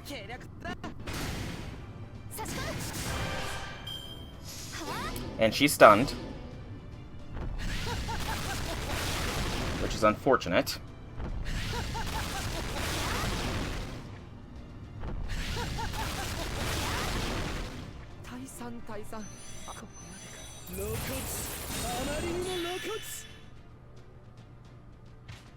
How unfortunate, how unfortunate.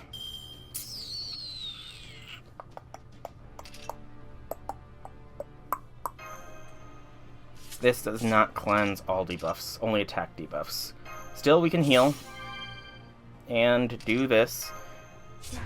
Now, there's a good chance Castoria breaks here. We didn't even get the invincibility off on Mash. Mash did a damn good showing here, admittedly. If that stun had not procced, I would have probably had... Okay, yes, keep doing this. All you want, Camazotz. I would have probably broken this first bar if that stun did not land with just Mash. He gets more HP. Okay, and it ends immediately. So that's what you meant, Deontay. That is what you had meant. But we still did damn close to a perfect Mash smash there. Had we had a Mash Brave Chain, we definitely would have taken down that first bar with Mash alone. Let the record show, if we had, Mash would have taken out the first bar by herself. Okay. Final arrow. I mean, am I going to get the chance to do a true Mash solo?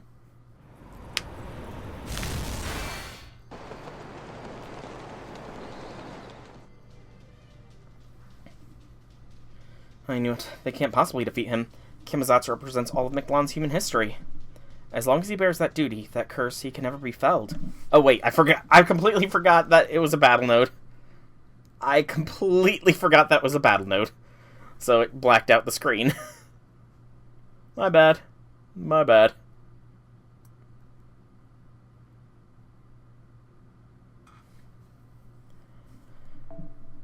You had to use Leyline Stones. You just one-turn this fight. Now I have to win. Okay. Lots of information being given here. So now is the true fight. Now is the true time for the Mashu solo.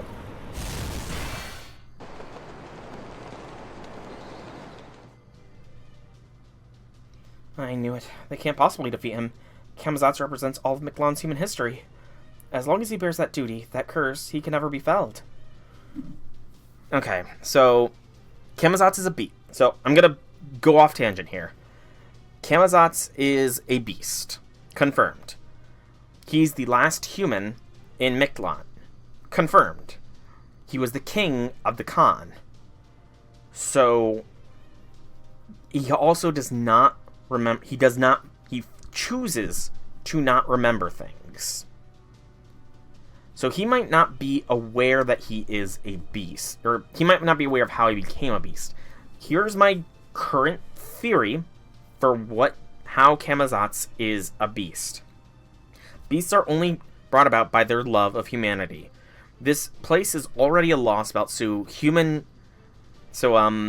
humanity was always going to stagnate.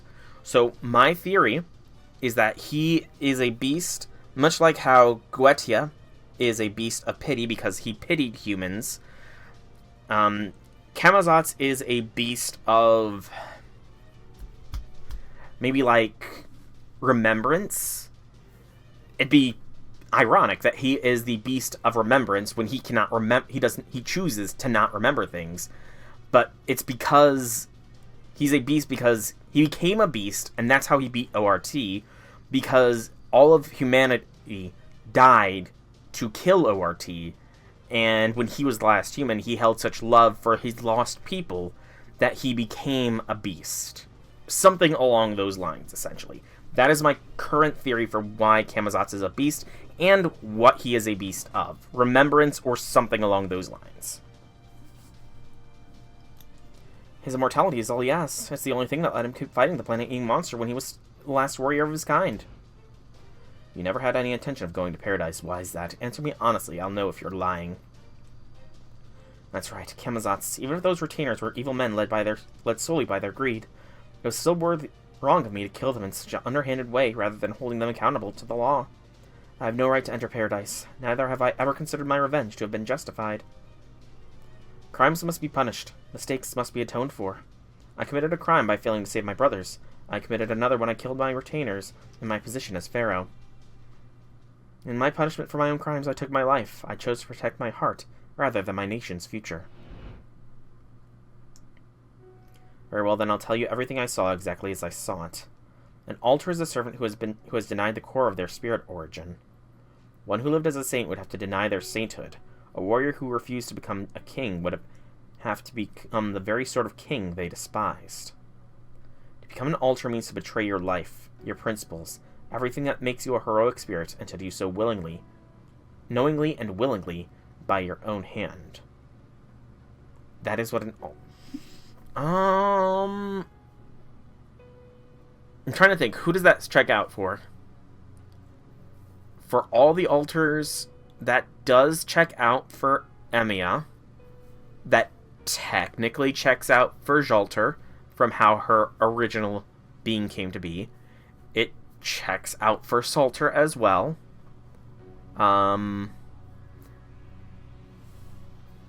We call Adelante the Berserker Adelante an altar, but she's not really a true altar. It's just her using the boar pelt, I believe it is. Her noble phantasm, which changes her. I can't think of any other altars off the top of my head. I'm in story mode. King Protea abandoned her admiration and yearning for humans. In doing so, she became a cold, merciless goddess. Benianma gave up her wish for to forever remain a child in a children's story, and became an adult. Ereshkigal gave up her dream of turning the underworld into a land of beauty, and so she became a cruel, ruthless goddess. I see, so that's why Ereshkigal asked me what I was fighting to protect. Then what about me? What do I need to betray to become an altar? Only you can answer that, Nitocris.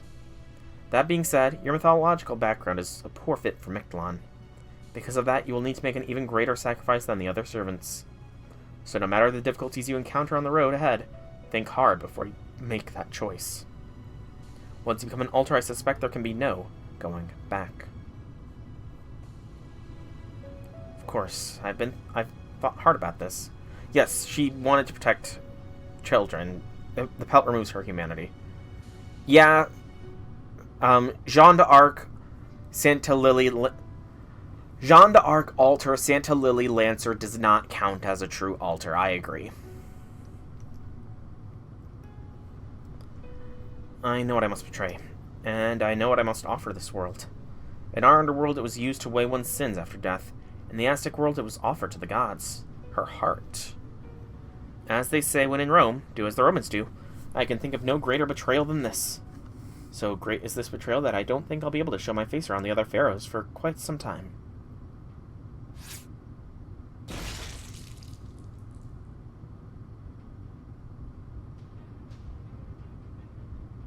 Stop! Stop! Don't do it! I told you I don't want to see that. Did you forget what I said? Your heart, your dignity isn't meant to be offered to another. What you have there is meant to be offered only to yourself. It's the mark of your pride. You sad, sad woman, don't let yourself become an offering to the gods of all things. Don't live your life for others. Don't burn your life away any more than you already have. Now I understand the whim that led you to rescue me. You survived all this time by forgetting everything, by giving yourself nothing. Marie Alter, the only bits of Marie Alter we really know about was from that event, and that event was a long while ago. I did recently do some of Marie's interludes. And got that there is a part of Marie that kind of still holds the people of France responsible for her own execution, for the killing of her children. In fact, I'm pretty sure, if memory serves, that is what the Marie Alter in the event was so angry about, was the fact that her kid was killed, and she never got to see him grow up.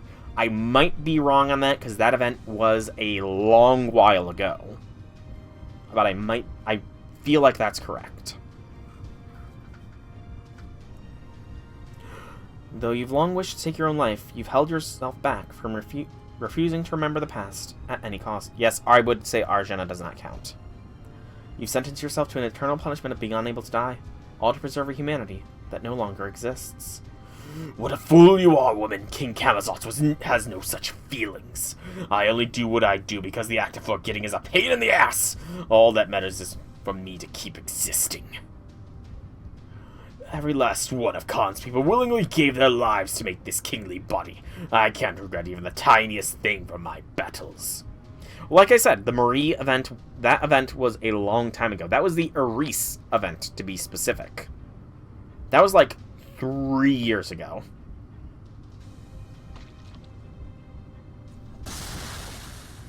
Ooh.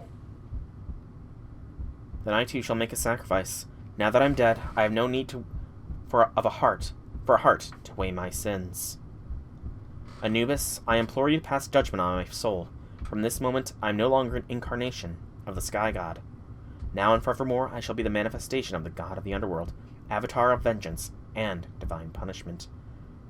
Neferu Swen Anubis, the altar of Queen Nitocris. So this is how Nito Burrito Altar comes to be. She sacrifices her pride. Whoa.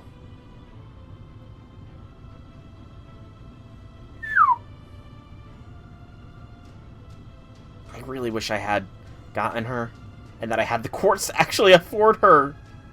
Needless to say, I will be claiming what you promised in our wager. Per our contract, this fourth underworld now belongs to me to do with as I wish, and so I shall decree a new rule. In this underworld, all manner of forgetting is forever forbidden. Now, let us fight, Bat King, a mortal ruler who has fled his punishment for 6 million years. As your atonement, I shall grant you a fitting end. He sacrificed the entirety of his people. He sacrificed, or they... There's still too much that I don't know. Okay, so you guys said now it's the real deal fight. Well, it's not giving me a Nito Burrito altar, is all I'm gonna say. I gotta check if there is a death immune CE out there. There has to be a death immune CE out there. I did not. I don't know if you've been around when I've said it before, Deontay, but I am essentially blind to most future events in FGO. The only things I really know about is the summer servants. That is essentially all I know about. Castoria, let's give you the Star Bomb. Crit Star gain, here we go. Wava with his CE. Boop. And who else can I throw in the backline as extra support? Scotty? Sure. Why not? Scotty with her CE. Because she can provide some evasion tactics. Alright. Might be another resetty spaghetti jamboree. Let's find out.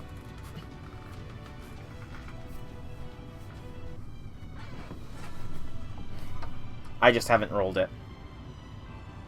Lovely. You love humanity. Oblivion. Oblivion as in the absence of anything. Okay. Oblivion is forbidden. You saying I may not forget.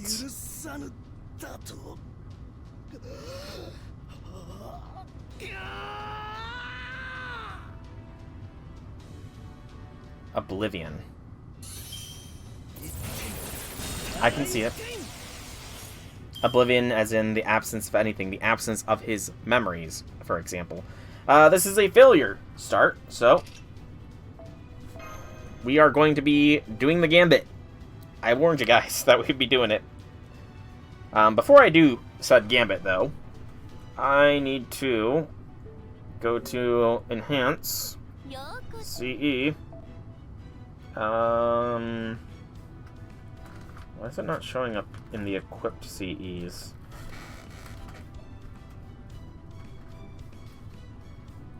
Yes, I know, I need to sort out my CE situation. It is vastly, vastly oversaturated. I'm procrastinator.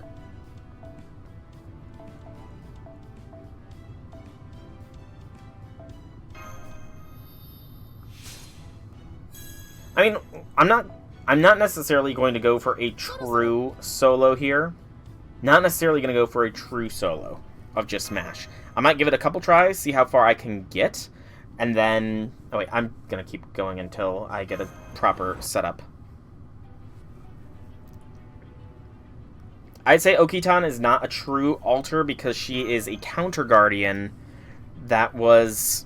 If my... Again, memory might be spotty because this one took place even further back than the Aris event. But, if memory serves, she is, like, a split off of Okita who was born? That was a long time ago.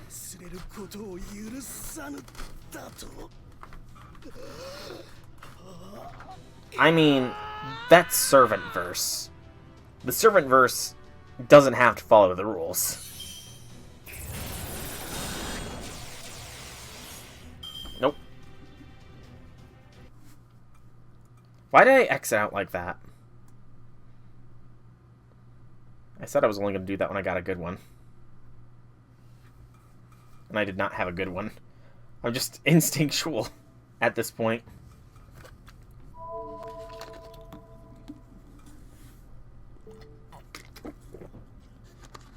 Yeah, I would not count Achan as an alter. She is not a proper alter, no. Alright. Here we go again, trying again. You guys will get the black screen again. Again, I definitely need to cut this when it comes to the proper stream. Also, so much for this being a... Oh, you've got to be kidding me. It did not save my party formation. It did not save my party formation. That annoys me to such a high degree. Why, game? Now this is gonna just take longer, man. Now this is just gonna take longer. everything set up proper.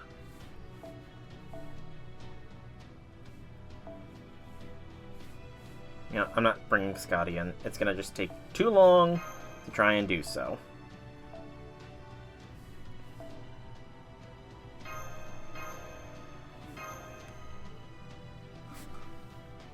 I'm gonna love a new gimmick. Oh boy. I love gimmicks. Yeah, like I said, this once we get one good attempt at a MASH solo, we will try it, because I am stubborn, but not to the point of stupidity. Excuse me. Which is why I know that I cannot solo the bitchiest bitch who ever bitched without all the debuffs applied to her with just MASH. I have 0 Saint Quartz, J6. So, there is no gimmick that... I've already hit that gimmick. That is called Gotcha. The Gotcha already stole my Saint Quartz from me. I have 0 Saint Quartz to give. So, I've already beaten that gimmick. Nope. No thank you. I already owe money to the government. So nope, no debt for me.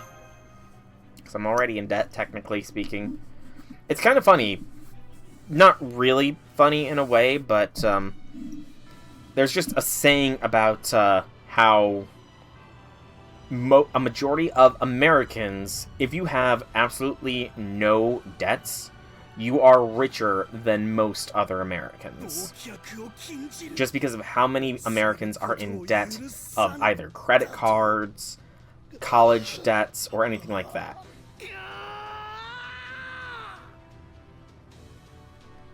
You did it with MASH on an NA without her being debuffed? I mean, what do you mean by without her being debuffed? Nope, not good enough.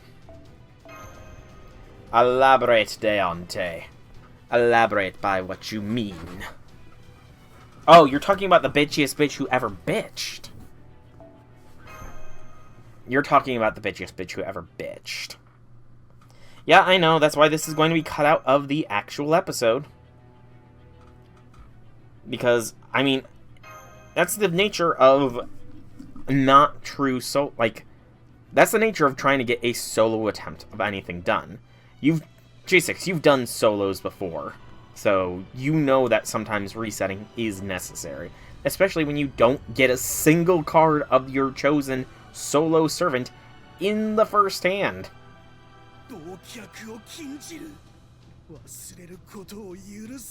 You don't reset. Come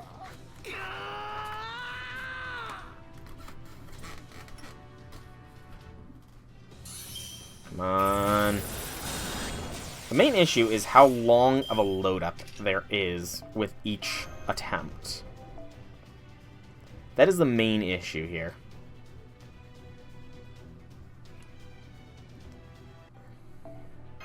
But yeah, this is very much looking like it's going to be the only node done today.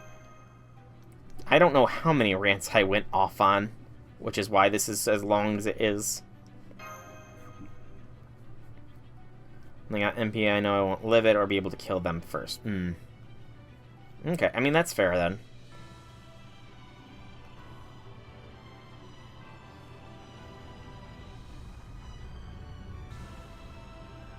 Yeah, I will admit, the Evil of Humanity Oblivion screen is kind of wearing its welcome at this point, with how many times I've seen it.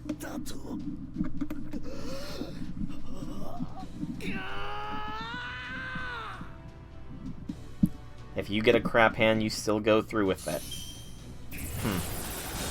For solos. Well, I guess it's a good thing I did not get a crap hand then. Yeah. Thank you. It's funny, because you can see it here. But as soon as I click on it,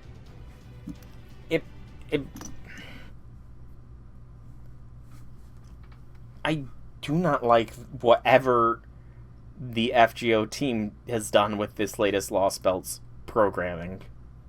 That it crashes out. I mean, it could not be FG. It's probably not FGO's fault. It's probably the software I use.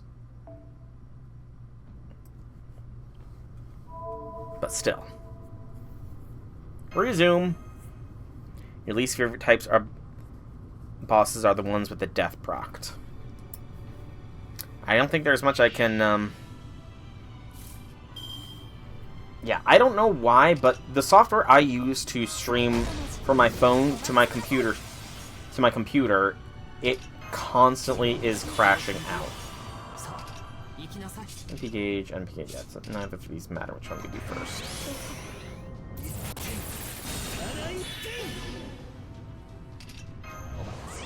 Missed the attack up from Meme Master. Unfortunate.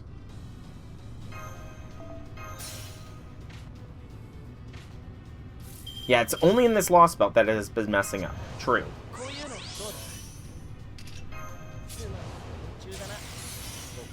Okay.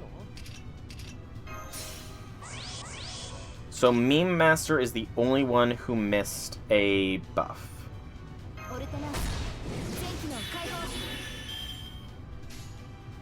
Beep, bop, boop. Oh.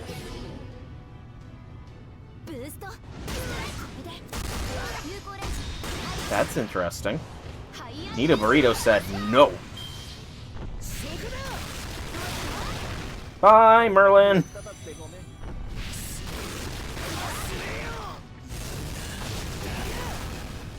Bye, Waver. We're getting closer to the MASH solo than I thought we would.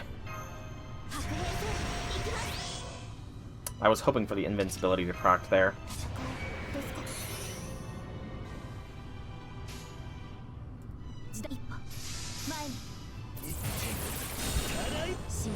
So Nito is stopping whatever it is he does at the end of my turns.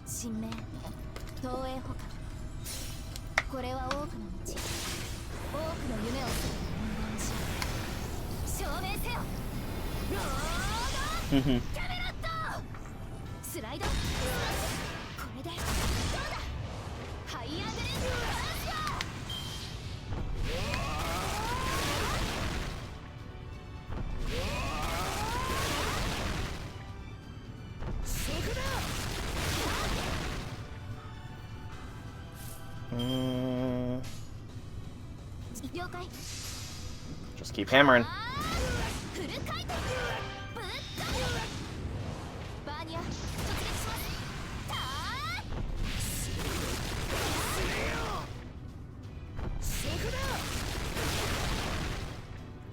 Yeah, I don't know why, but I had that same exact issue when I was doing the CCC uploads.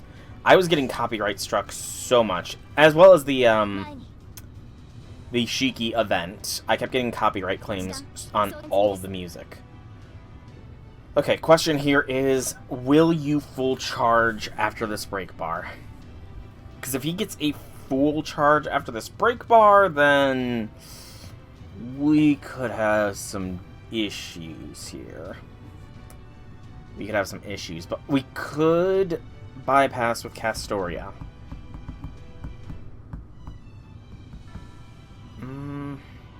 I think we've got to risk it. We need Castoria's Avalon for NP.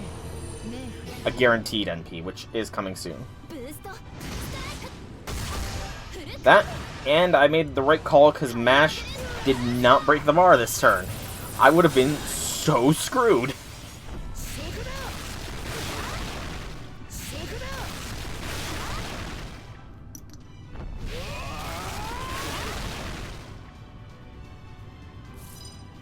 I would have been so very screwed.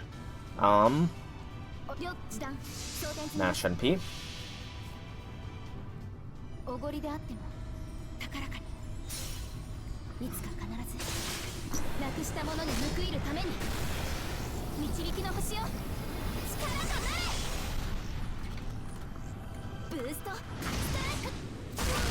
That's one bar. Soloed by MASH, in fact, I'm pretty sure. I don't think any other servant actually touched him. King of Khan. You just removed my buffs.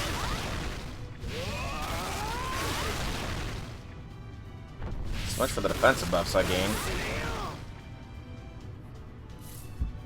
What else did you get? Guts at break. Recover HP and survive when an HP... Does he have artificial extra break bars or something? Because if so, that's not very nice of you, game. That is not nice of you at all.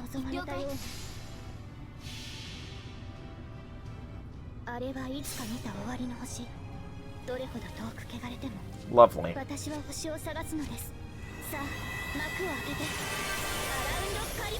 Yeah, that's not very nice. Also, I just saw how Nito Burrito Ultra is standing in the background there. That's cool. Hun came, one death. Scythe beheading those who do not worship the sun. There goes Cass. And I think there goes any hopes of this being a solo. Yeah. There goes... I truly do not believe a solo can be done here. Unfortunately.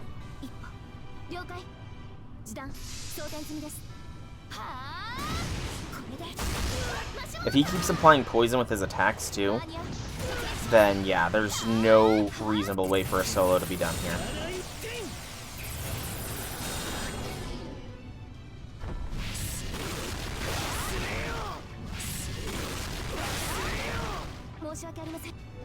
In which case, we're going to withdraw. Sorry, Mash. You are not going to smash a solo out. The question is, who do I use then? Who do I use? You're not gonna, you guys. Sadly, I'm not. Oh, I'm not gonna be able. Okay, you. Why? Why do you wipe my party?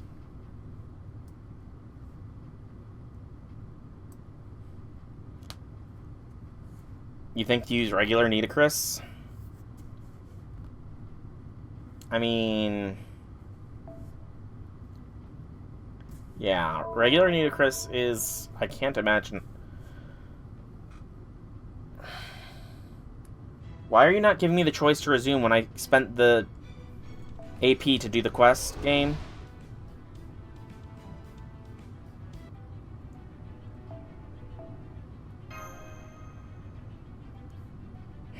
So essentially, you guys do not... It's going to be a black screen because... It's going to be a black screen because it does not save me on this screen. Where I select my servants. Somebody needs to be in the front line. Mash is going to be in the front line. You're probably going to be swapped to back line shortly after the battle begins. We know casters are super effective here. You know what? No, I'm not subjecting you guys to a black screen forever. Retreat.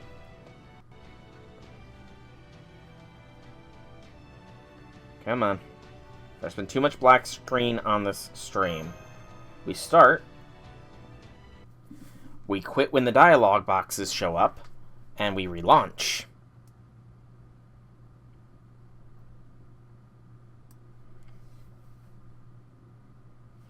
Also, who was it that said that Nito Burrito altar comes for Valentine's? Because that's awesome. But I will not have much time to gather quartz in that case.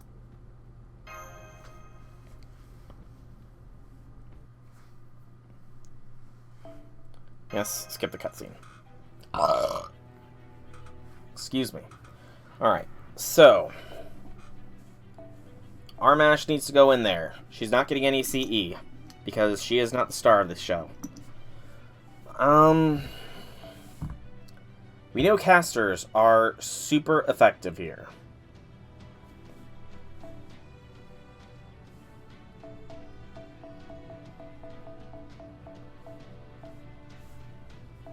Why?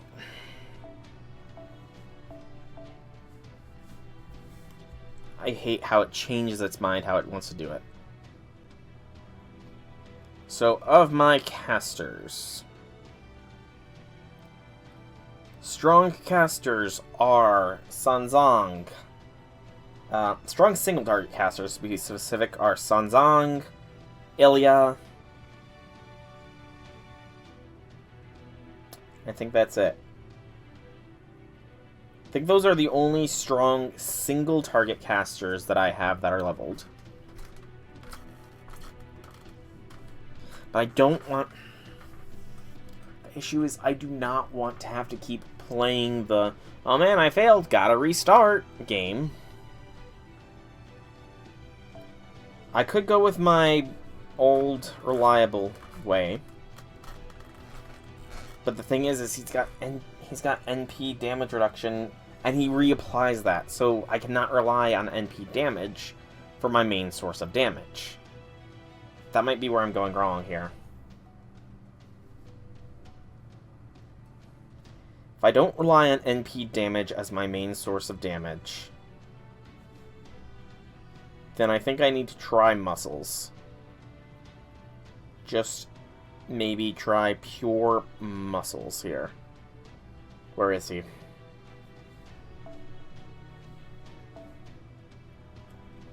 Pure muscle power. Yeah,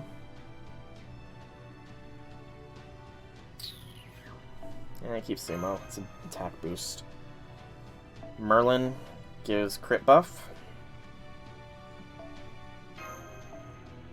Castoria. Promise time for an attack buff.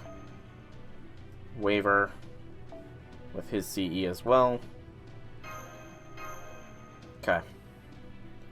Let's give this a shot. Mash will be swapped to the back line shortly. We need to time our skill choices properly here. We are still at very high risk of being instant death, though. That is the main issue. The instant death is the main issue. You don't think he's gonna live for long enough.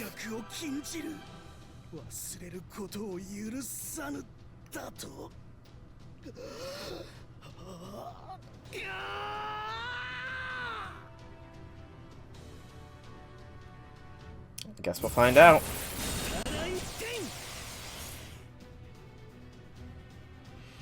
Okay. We have to think. Start things off.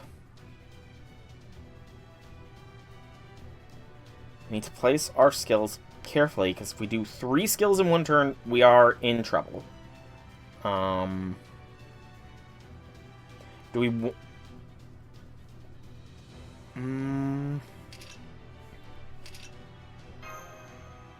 Let's sub in Cass.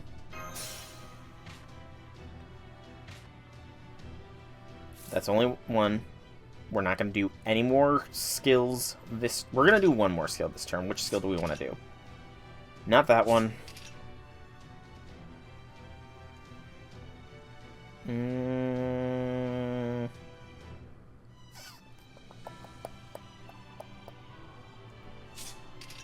Let's do that one.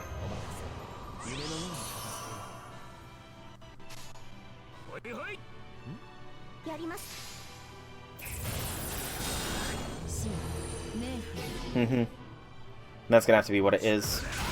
Just use 2. Slow build up here.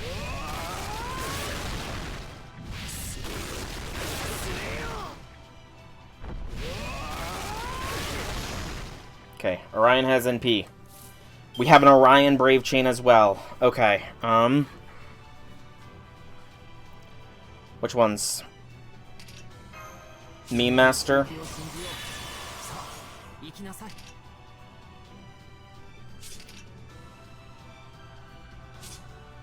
Get some stars.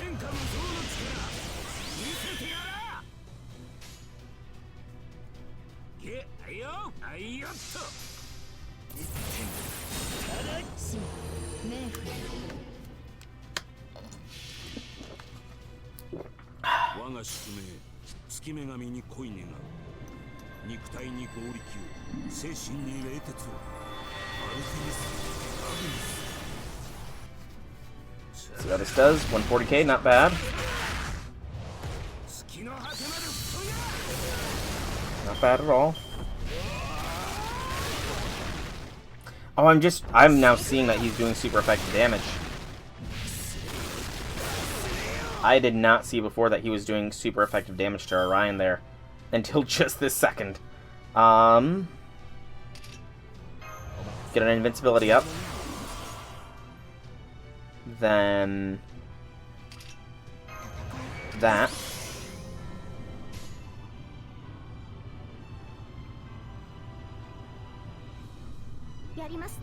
This.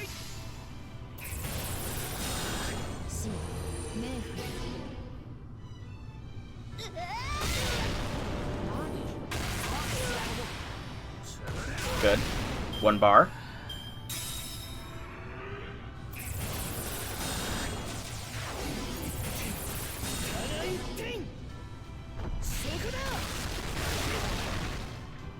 What? The remove buff failed. I'm almost positive I saw the remove buff fail there. What the frick, game?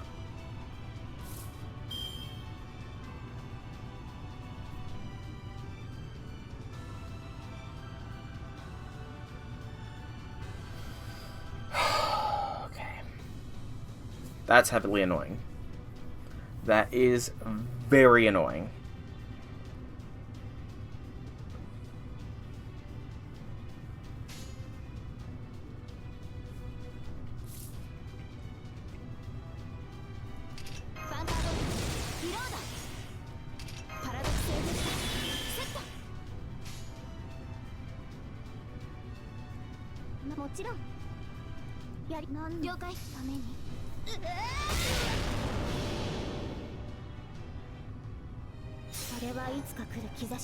Something missed on him. I specifically saw something register as miss.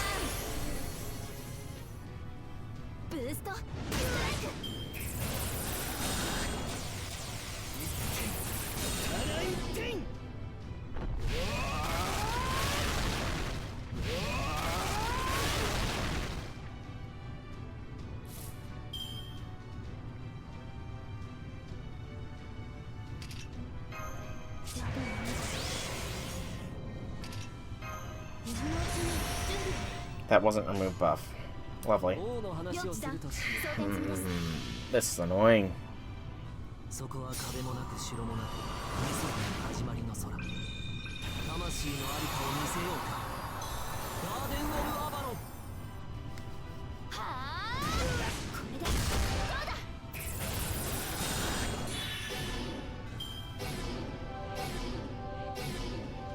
What the frick was that?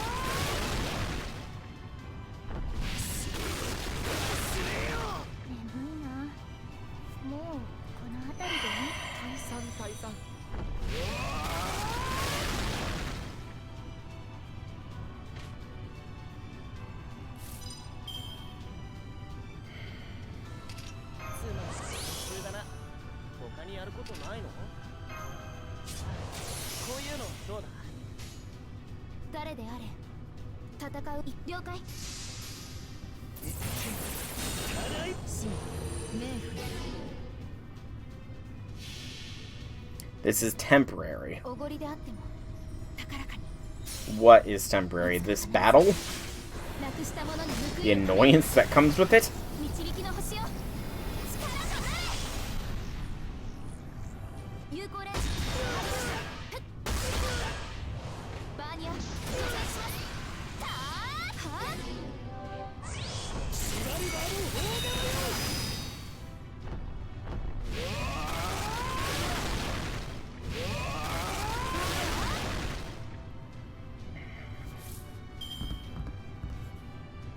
Another defense buff. Yeah, 1. You can count Kamazatsu. Who are you, the Count from Sesame Street? They're both vampires, after all.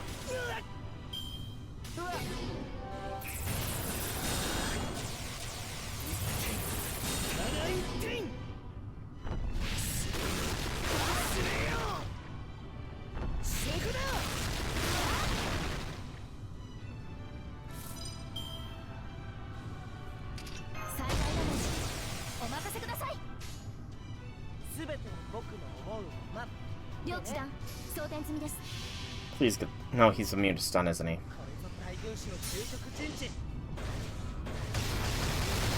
Yeah, he's immune to stun. I'm dumb. I forgot he was immune to stun.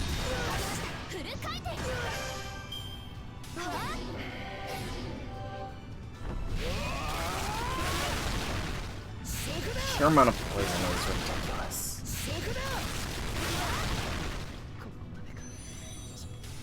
Because I'm dead this turn. There's no questions about it, I'm dead. Do I do a Leyline Stone Revive, though, is the question. That is the question, isn't it?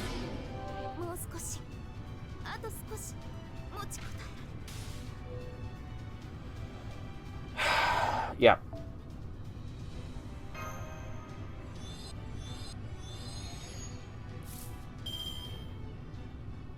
Okay. Order of operations will be boop.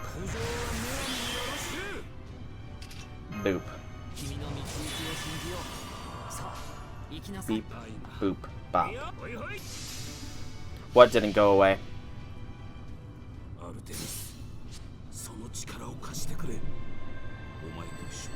Sorry, I'm kind of focusing a little bit more on the battle than on chat right now. Because this is an annoying battle.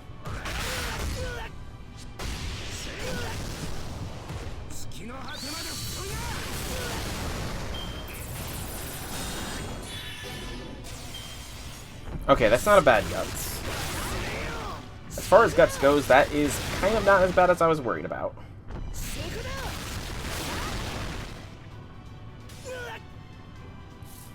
Do that. Into that. Then this.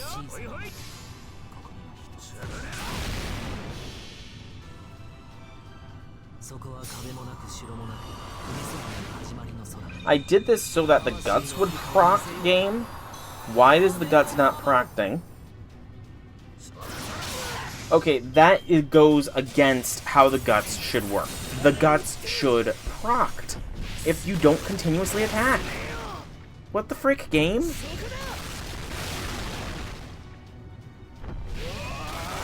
Okay.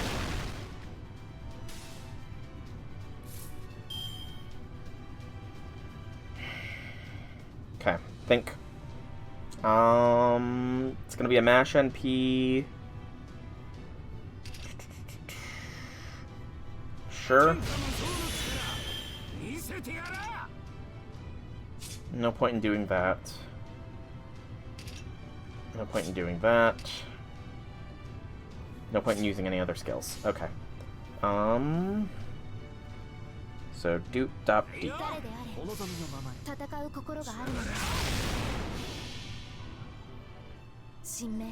You'll need to use at least one more. It's different after its turn.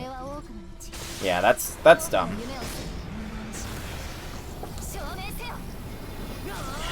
That is dumb.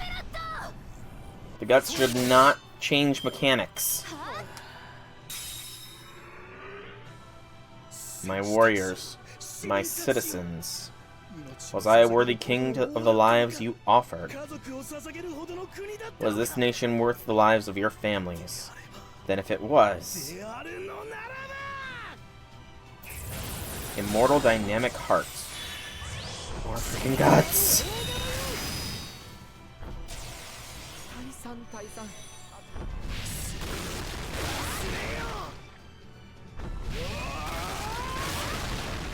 Yeah, I'm gonna have to use it. I'm definitely gonna have to use another Spiriton Stone, for sure.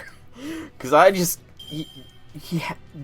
was he supposed to get a full charge there, or was it just unfortunate circumstance that gave him a full gauge? Does anybody have the answer to that?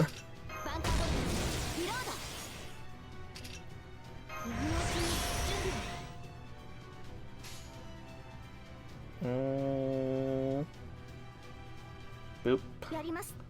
Bump. Beep. It's not normal Guts, remember that. I'm gonna encounter that kind of guts again. Essentially, if there is a guts on a break bar, it is not gonna behave like a normal guts. Lovely.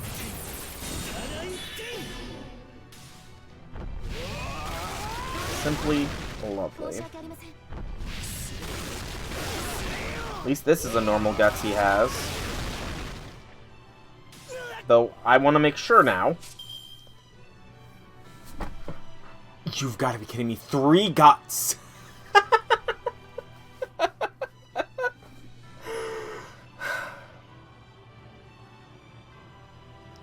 3 guts!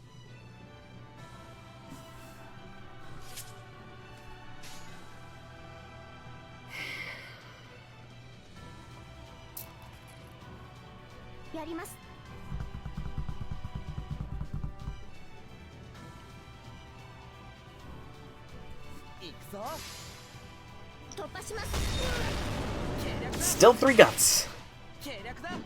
It is still 3 guts.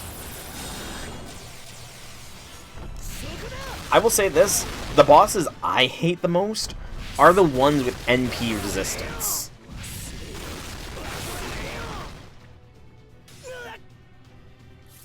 With normal guts, yes. Which this thankfully is.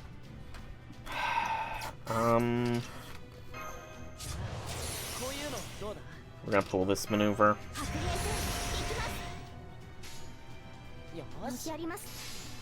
With normal guts, yes. How the heck is Waver critting for 39k, by the way? I just now realized, how is his Buster critting for 39k with no buffs to him? I don't think he has any buffs. Does he have any buffs on him? He has 2 attack buffs. What? Is this guy, is he super weak to casters or something, and I missed that memo? Because I feel like I am critting way harder than I should.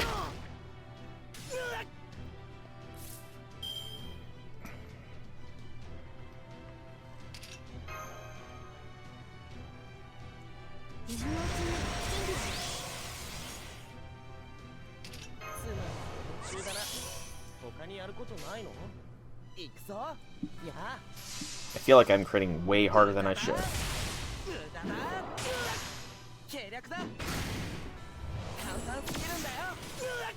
Okay. We knew where we were losing Waver.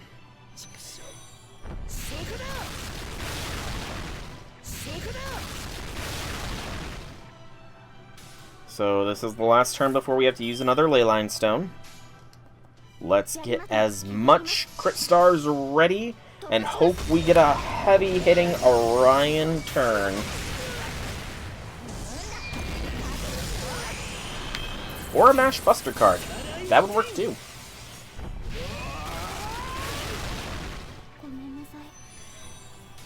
Leyline.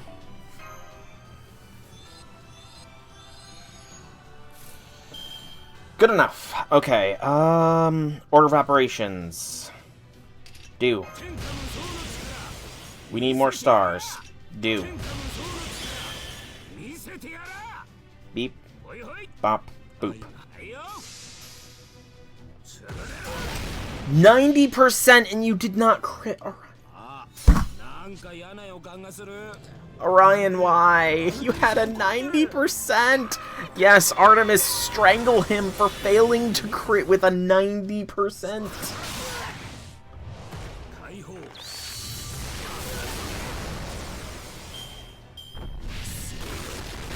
That's 1 guts.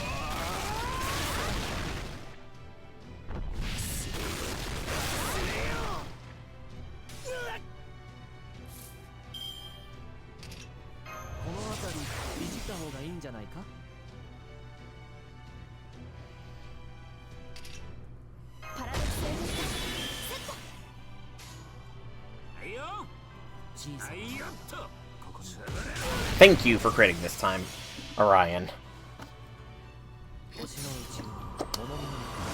Good gracious. This fight was a pain in the ass.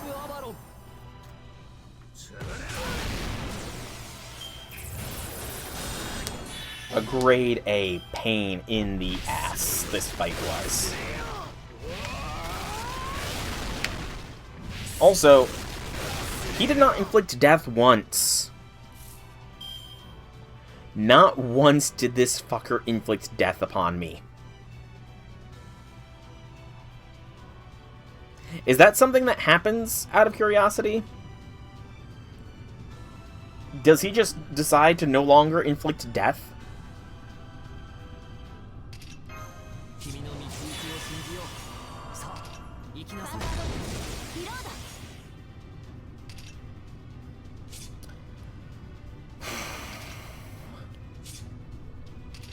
Do it.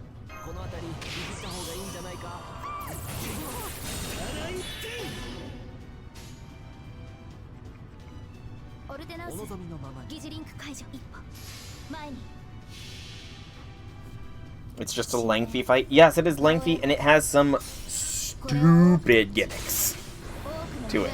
Stupidly hard gimmicks. I'm annoyed, but I also have enjoyed this fight. I'm annoyed, but I enjoy it.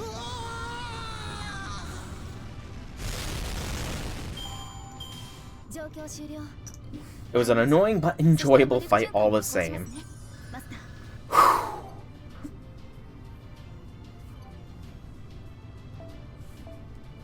Lots of hearts. Excuse me.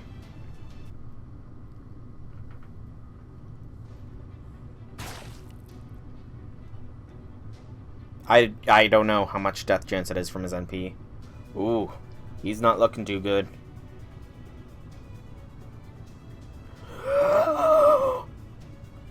The beast is still alive. We haven't finished him off yet. We need to do it now or we're all done for. Soul. Gamazats!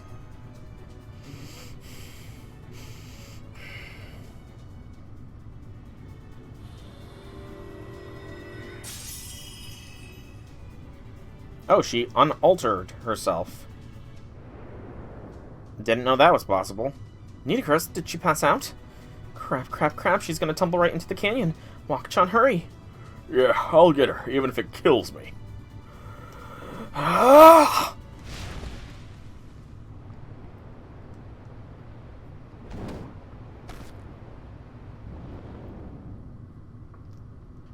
Did Kamazats just catch Nidicrus and fall with her? It almost looked as though he's protecting her. By the way, I do hope that the misconceptions of what my interpretation of Kamazats were will be cleared up before too long. Because I need to know if I can sympathize with him like I have been able to with pretty much every other beast. Seems I was hasty when I said you were beyond foolish. Now I can't reprimand you for being more of a fool than I thought. I can't believe you tore out your own heart. Even I wouldn't try something like that. I'm frightened of pain. You are wrong about one thing, Queen. I never grieved anyone's death. Back when my million subjects were facing extinction, there were tears of mourning, tears of joy, lamentations, trances. Parents and children alike threw themselves into the kiln, wailing that they didn't want to let me die. Warriors threw themselves into the kiln with a smile, asking me to save them. As a limbless mass at the bottom of that kiln, I saw such things again and again, without end, but my mind remained calm. Oh, another death. That was the extent of my reaction. To me, their deaths were part of their lives. Even when they offered up their lives right in front of me, it may as well have been an ordinary scene from our everyday lives as far as I was concerned. It was always like that for me, be it a parent, a spouse, or a friend. No matter who died, I never felt grief. Ironically, stories of fictional people never failed to make me weep. But in the world itself, I never felt that I had sinned, no matter who or how many died. I'm utterly numb to death, mine and others. That's why I became king. But even then, I would wonder to myself about how I would cry like everyone else, like a normal human. How strange. Even I don't know why I'm so concerned about a single woman's well-being. but I must admit, it's good to be able to remember. I see the past before me, the memories I lost as I came back to life over and over, all in such beautiful detail. Now I see. It may not be for eternity, but I see now that this is what they mean when they talk about living past your time.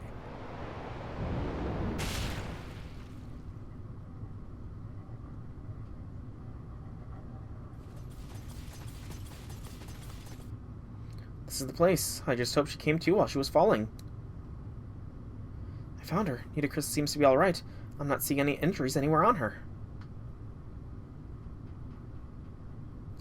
Thank goodness you're okay.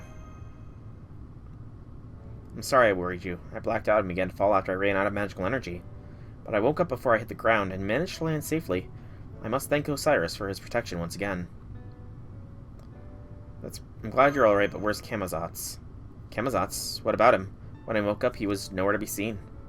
Besides, didn't you defeat him up on the peak? That's all that matters.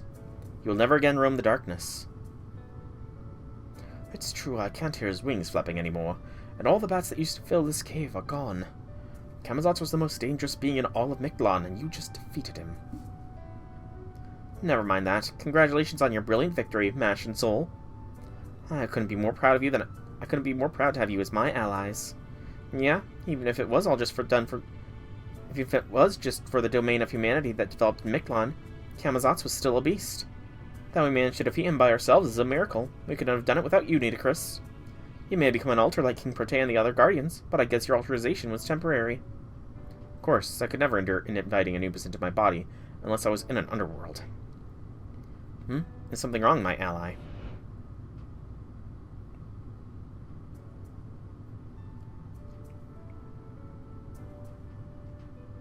It would be dishonoring her resolve if we told her we hope she didn't do it. Everything's fine, thanks, Nito Burrito.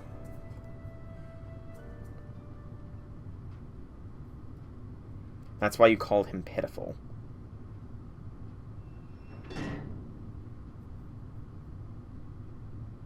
Even the dinos who were standing guard are gone.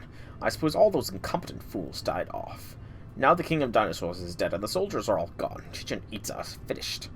No, it's not just this city that's finished. We should never have let Chaldea or the Crypto do as they please, now that we have our extinction is imminent. The dinos don't understand that. No, that's not right. They understood fine, and they still refuse to stop them. Their overwhelming strength left them with no desire to live, and no sense of danger. No matter how long they lived, that was never going to change. They never even thought to compare themselves to others. Of course they would never develop beyond this point. I'm the only short-lived dinos around. And so I'm the only one who understands the dread of watching the steady progress of time marching on. No matter, criticizing my fellow dinos now won't help anything. What's important is that I survive and change how things are done around here. As Kali promised me a seat in Mexico City. Apparently even the Yakalema need priests. Fine then, I'll have to use those damn apes to be the only dino survivor, then that's exactly what I'll do. Fuck you, Vakoob. Fuck you. Okay. That was section 17. Was a long one. There was a lot of theorizing, and a lot of resetting. I will freely admit there was a lot of resetting, though you won't know that if you watch this on YouTube because it will be cut out. But speaking of those watching it on YouTube, and for those of you watching it on Twitch, I do think that this is going to be where I call this part of the stream and of the episode. I want to see something. Can I actually see? Okay, so you can get a better view of that. That has to be the Tree of Emptiness. But Camazotz did say ORT absorbed the Tree of Emptiness. So, yeah. Am I on tomorrow? Probably not, because tomorrow is Saturday, and Saturday is a D&D for me. So I'm going to be gone from noon my time to anywhere up to as late as 9 p.m. If it's an early session, then it will definitely be tomorrow. I will stream if we end early, but that's not really on me to decide. But for now, I'm going to call this session of FGO here. So, I have been Soulrack Dragon. I hope you all have enjoyed this stream. If you have, leave me some feedback in whichever way you so see fit. I do feel like we are getting close to the confrontation with the itsy bitsy spider. But we'll find out exactly how close we are soon enough. For now, thank you so much for coming out. Hope you enjoyed. Have a fantastic evening, everybody.